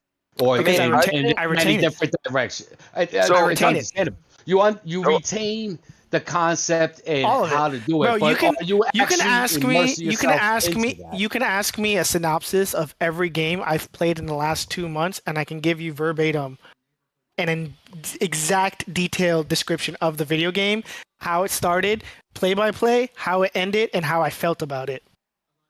So let me ask you this. I think I don't think what you're doing is wrong. Well, obviously nothing is wrong. But No. I think I don't know. Let me ask you this: do you play more than one story-driven game at a time? Because you Yes. can play MMO, this and that. That's fine. So you Sure. All right. I'll put it like this, and that's not even counting the MMO playing. So I mean, I'm playing all 3 Uncharted's right now. Okay. All at the same time. I'm playing Psychonauts That's great. 2 because that's the first time I've never played Psychonauts 2. I'm replaying Dragon's Dogma 2 I want to play that. I haven't played that one yet. to platinum it, but I'm also just paying attention to the story for whatever reason. I'm playing Dragon Age: The Veilguard, which is a heavily intensive game, story-driven game. What else am I playing? I just got done with Lies of P. Did you finish it? Yeah, I finished it. DLC and all? Yeah, and then for MMOs, I'm playing World of Warcraft. I'm playing Guild Wars 2, New World Eternum. What else? Oh man, I play so many games. See, Monster Cowboy, Hunter's this another is- MMO. If I want MMO. a game like research kind of situation, I'll go to Drax. If I'm not familiarized, I'll go to Drax, bro. This was why I left Twitter like 2 years ago because we freaking we met up again after freaking some kind of years of hiatus, and this man's a beast, bro. You know what I mean, he got me back on track with the game and shit. But yeah, it is what it is, bro. But I'm gonna be real. And I do got. I'm just gonna be real with the game in 2026 and beyond. I'm gonna be like, my summary is this: it's like it's either gonna get better or worse. Like Drax said, That's really open-ended, man. It's better or worse. It is what it is. What You know the- what I mean? But you We didn't hope for the answer best, it. expect the worst, but never be for disappointed. Right? hardcore PlayStation fans, it kind of got worse because when Sony made a statement that they're probably just going to do one tentpole game a year, so that is kind of not good. If you're a hardcore PlayStation fan, now you are getting less. That is true. But I feel like the king of gaming is always third. I'm gonna be real. Party. You can't be a real gamer if you just have one console. That's just me. I think you have to define what's a gamer because that's hard. Everybody has a different. Because like, the some gamer people feel doesn't like, care. Are you? Like I get the game, the sort of games, but to limit yourself to one console and never be open minded to try new things is just wild to me. I don't. So I think there's adults that eat chicken tenders for the rest of their life. I doubt it. No, yeah. It's called a mental illness, bro. No, but I think the thing with gaming is, like we said earlier, if you know the type of gamer you are, right? So I know there's always especially with you, Chill, with PC, and you always I feel like you should have a T-shirt that says "Don't limit yourself," right? Oh yeah. But I think the thing is, it's kind of like know thyself, right? Like for me, I'm just speaking for me. I know. Like I'd like to have the biggest and best. So the concept of PC scares me a little bit because every year they come out with something better. Cowboy, right? you play GeForce Now though, right? Nah. No, you don't? Really? Nope. You don't? I'm very familiar with GeForce Now. I just never played it. Wow. Never played it. I'm surprised. You know what? Because I feel like there's got to be a need. People was like, "Oh, you got to try it." When I was in the Stadia, I was like, "I got Stadia, right?" And I get the idea of GeForce Now, but then you got to have PC games anyway, which I never purchased a PC game. Now they got free PC games I could play on there just to check it out. I was gonna get when they announced a new tier recently. Like I follow it like crazy. So when they announced the new tier, I was like, I should try it and just play Fortnite, right? Because I play Fortnite on console just to see what that 5080 is like, right? But I think the thing is like with PC, the one thing that always got me, like sometimes when I stream, it annoys me. Like the other day I was streaming, people's like, "Yo, your mic sound funny." I'm like, dude, why does my computer just decide to change my mics? Like you would think you leave it on there and it would stay on there. So I just feel like PC has always made me afraid to get into it. And I'm sure I can. I'm not saying I can't, but it's kind of like if console's doing everything I like and I'm getting all the games I want, why? Yeah, it's like I said about the ROG Ally. There has to be a need. Like, should I still get the Camaro? I really don't need the Camaro because my car is paid for and only got 60,000 miles on it. And it's a 2020. So it's like, do I need a PC? What's the need? Now I get it. You could have higher frames. You could like if I got a PC, this is what I'd be doing. I would have to have the highest frames. I would have to be modding because I want to do what a console can't do, right? But other than that, I feel like I don't want to say you're not a gamer because then that would mean I should have a Switch too. I should have a Xbox Series X. You know what I mean? I feel like I think a gamer is a person who play video games. I can't even say if you enjoy it because nowadays I don't even know. People might play it just because they're a content creator and I don't know, but I feel like a gamer is pretty much what you feel you are. Now we can come up with our own definitions, and that's something totally different. You know what I mean? But it's always a tough conversation of what's a gamer. Yeah, but there's a reason why I said that. It wasn't because of you. I was just saying that because people are listening to this. Yeah, the old school conversations we had. Well, I'll tell you right now and shit. Yeah, I agree with a lot of what you're saying. But let's say you are doing gaming for content. You're not a gamer. You're a streamer.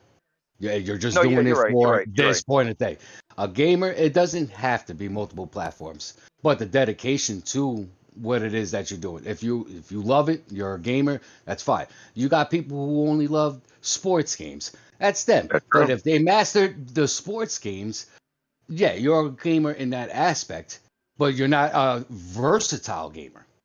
Now, to me, and by definition, a gamer is somebody who is playing all types of things. They don't just have a genre. It's not just sports or just this. It's you're versatile. That's in general. You are gaming. You're gaming. You're doing everything. It's not just a specific thing. If once you hit those specifics, then that's what you are. So Rage. Yeah, but here, let me wait, hold on. I gotta say this because we're all here. I want to because these are Cowboy, I knew you for, I don't even know, 4 years now. And Dude, it's been a while. Yeah. Longer than that. No, it's 2021. I met everybody, in that circle. I didn't meet you in 2020. No, it was 2021. It was April or May, June. That's when you and Doc Dark kind of went at it a little bit. That's why I was like, oh shit, who's the hell is this guy? You know what I mean? So I met Drax in D1. He'll tell you, about Destiny and shit. That's when the game was hot. You know what I mean? That's where I met a lot of people, and I was teaching Rage, and it was wild. But I want to ask Rage personally, right here, right now. What is a casual gamer to you, Rage? Casual gamer is somebody who's going to be playing a little bit at a time when they do have the opportunity to play. They're just cordial and shit. You'll probably play. Maybe if you're doing a fight game and that's kind of your thing, you're playing a little bit at a time. If you're playing a football game, that's kind of your thing. You're just doing a little bit at a time. You're not actually immersed in it. You're not going to dedicate much time to it. Okay. So you mean like time-wise, playing like 5-10 hours a week? Let's say that's more of a casual gamer and stuff. The way I would see it. Drax, is that same to you, or you have a little different definition of I think obviously you got 10,000 fucking trophies. I mean, you're up there, but I'm just saying. Well, what is your definition of a casual gamer? He's a gamer. This motherfucker's I don't even know. I don't even think there's a freaking word for it. My brain doesn't. His brain's different. Like his brain's wired different, bro. I define him as a gamer because it's not. I think a casual gamer is somebody that it's like the everyday dad, bro. You come home, work, you take care of your kids, and then if you have time to play your game, you play your game, and if you don't, you don't. All right, yeah. But was that it? Yeah. No, I had a brain fart from it. I was staring into space like that stupid cartoon. It's like, you know what I mean? Mm-hmm. No, the reason why I say that is because now I think wait, I don't get the answer. No. I'm not. Damn. I already don't. Well, go ahead, Cowboy. I mean, go ahead. We talked about this. That's why. But go ahead. Maybe everybody else wants to hear it. Yeah, but some people might run this back. I think I'm gonna make it simple. I think a casual gamer is the person who play games when they have time. They don't make time for gaming. They literally just I got some free time. I'm gonna play. I think once you become a gamer, then you'll actually be like, hey, I'm making time to game. Like you might come home and maybe your wife might want to go out. You might be like, listen, let me get on the game real quick for like an hour, then we'll go out. Versus, you definitely put everything in front of gaming and you just only game when you have time to game. I think that's a casual gamer. Once you step into like I'm a gamer, it becomes more of an interest, it becomes more of a hobby, it becomes more of a I want to do this. Not that you need to do it, but I want to do this, so therefore I will set aside time so I could do this. Like you're gonna literally say to your wife, like, "Hey, listen, I'm gonna get on the game real quick." It's a choice. Yeah, it's a choice. Yeah, you're gonna literally say, "I want to play this." But if you're casual, you're like, "I will when I can." It's no big deal. Like if you're like, "Hey, this weekend we're all getting on," you getting on, the casual gamer might be like, I'm not sure. Let me check my schedule. The gamer might be like, oh, bro, I'm there. Oh, well, hold on. Let me ask my wife real quick. You could tell in their voice, oh, they want to be there. You know what I mean? Because they're a gamer. Like they want. So, Yeah, I'm just saying the reason why I brought this up because I believe nowadays I'm leaning towards the casual gamer. You know what I mean? Because of my new job and all the stuff I have to do, the overtime, like I'm there. You know what I mean? I'm leaning towards that. It is what it is now. Yeah. But let's hear this now, right? What? Sounds like a quitter to me. That's what I. Breaking news. But for now, I'm leaning towards that right now because I got more important things to do in life. But months ago, bro, like I forgot when it was. Not important when it was, but I played for 16 hours straight, and it wasn't just 16 hours, and that was it for the week. No, that was just because we were having a blast in the game, and when I was telling other people that I met over the years, I was like, dude, casual gamers to me play 5-10 hours a week. Like Drax said, you come home, maybe like we all agree, you come home for a little bit, you play for a half an hour to an hour. I'm going to sleep. I'm chilling. I'm tired. Cowboy, there was times where I would get off of a 24, 48 hour shift. I'd come home, let's play some Destiny 2. What we do. Bro, listen. If you was a Destiny fan, you already know.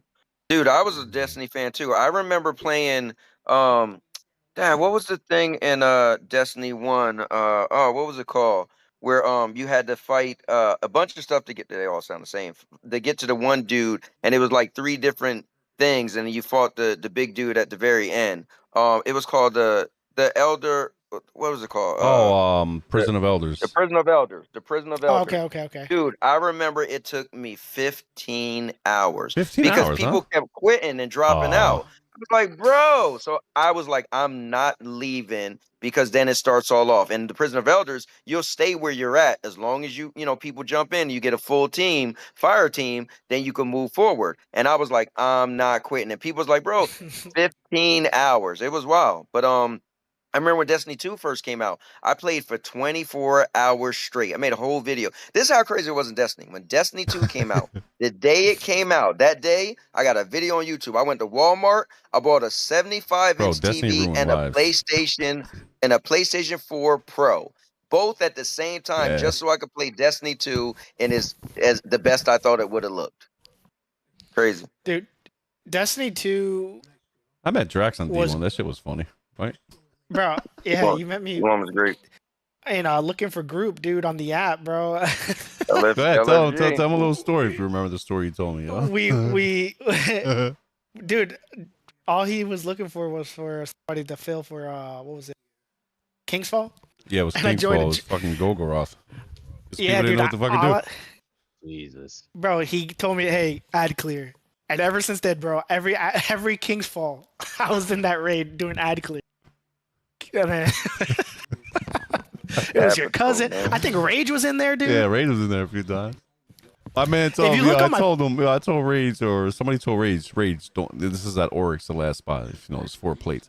You have to stand on it for a certain sequence. We told Rage, don't jump off. Stay on it until we tell you to get off. You know what Rage does? He gets on the platform. The guy's going up. Rage, ooh, ammo. I'm going to jump off. And then I dropped. My man. What the fuck? Piece of candy, bro. Yeah, bro. His Tism was clocked in. It was like, ooh, piece of candy. I'm going to go get it right now. Bro, that's like with these farming games and stuff. I love them because I check out everything, bro. I'll go through everything. And I get distracted real quick. Bro, okay, so I have 1,121 hours in Elder Scrolls Online. And I can tell you exactly where I got those 1,121 hours. It was the summer of when that game came out. I made a friend, and there was a glitch where if you go into this barn and you jump on top of the corner of the barn and you kill the pigs will you can go to the body of the pig and drop this like incredibly rare crafting material. Well, if you kill the pig in the top corner for whatever reason, it would duplicate it. So, oh man, you're a cheater. Oh, dude, me and this kid were in this, bro. We made millions and millions and millions gold in this game, dude. We were so rich. I didn't even know what to do, dude. I was going around. Like, and Elder Scrolls at the time had I think it still has prox chat, but you could request gold, and it would pop in as you giving gold. So I would request like ridiculous amounts of money. I'd be like, oh hey, I'll sell you this. How much gold do you have? Oh, I have like 300K. Oh, I'll sell it to you for 300K. And I wouldn't give them anything. I would request the gold. They give me the gold. They'd be broke, and I still have my item. Wow. Oh, that's messed up. Anyway, dude, guys, check this out. I got a question for you. Go ahead. What's up? You earlier when I was talking about Lost Soul Aside, you asked me if it was similar to Forspoken, correct? Yeah. Did you like Forspoken? Yes and no. Okay, gotcha. I enjoyed the game. I just didn't enjoy the characters. Okay, gotcha. I forgot her name. What is her name? Q? Or something like that? It's a single letter, right? Yeah, damn, what was her name? It was oh man, I really actually liked that game. I didn't like the demo, played the real game and actually liked it. Damn, what was her name? It's like Q or something, right? No, it's not Q. If you say it, I would have thought of it. I can't even think of it, dude. Damn. Yeah, I must not like this damn game. Oh, yeah. Nah, the gameplay was good. That's not true. I forgot I played the whole damn Dying Light, bro. And I liked it. Clearly didn't like that game. I liked it. He's like, yo, did I beat that? Game. Yeah, but you also have to understand, Rage has the brain of a squirrel. Yeah. Bro. Ooh, Cowboy, listen, you're more than welcome to stay if you want, but I do have to end the stream, guys. It's going on 3 hours. I do have to go outside really quick. But if you want to stay and chat, bro, hey, it's cool. But I know guys. my wife was sitting here looking at me. Real quick, George, I want to say one thing. Bro, I'm pretty much casual gamer too. I barely get to play video games as much as I would want. So it's like, cause with my wife, we just moved to Florida now. We're doing a lot more stuff, and pretty much like the weekends is pretty much hers. And then I pretty much stream on Tuesdays and Wednesdays, and then after that, I might play a little bit of games like later on Tuesdays. So, bro, throw me in there as a casual gamer. So I just want to say that. Congrats on your move, bro, to the to the superior state. Get the hell out of here, bro. You and your alligator ass in a friggin' backyard. Get out of here. Okay, eat your friggin' feet. You can't to run the superior anywhere. state, brother. Yeah. Wait, you're in Florida too? Yeah, oh yeah. Oh, Born that's and what's raised. up. Yeah. Well, it's funny, when George met me, I've been talking about, so I had an 8-year plan to move to Florida. So when George met me, he heard me saying, oh, we're moving to Florida in 2024. So I was just waiting for my daughter to turn 18. She turned 18 last year. We literally started packing up the house, put the for sale sign on, and November 15th, we literally got in the car and drove to Florida the day we sold our house. And Without we bought a saying house exactly 3 where weeks you later. are, or south, or center. I'm north. No, I can say I'm in Jacksonville. Oh, you're in Jacksonville? Yes, sir. I'm southwest. I'm by Sarasota. Oh, okay. Oh, man. I drove through that area because we drove to Mississippi for the first time a couple weeks ago. Oof. Oh, and the girl name is Frey. Frey, there you go. I don't know why I was calling her Q. What the hell are you thinking? Juice? It does have a name in there, so. Oh my goodness. I don't know. But yeah, guys, I'm gonna end the stream here. Cowboy, if you want to stay for a couple more minutes, just have a little bit of conversation. But yeah, this is Chill Gaming, guys. This is just chatting up. We're gonna do a lot more of these, but we're definitely gonna be streaming some games because I didn't want to play a game right now and get lost track with the conversation. But Cowboy, it was great to have you. Rage, Drax, great to have you guys. I'll see you guys in a little bit.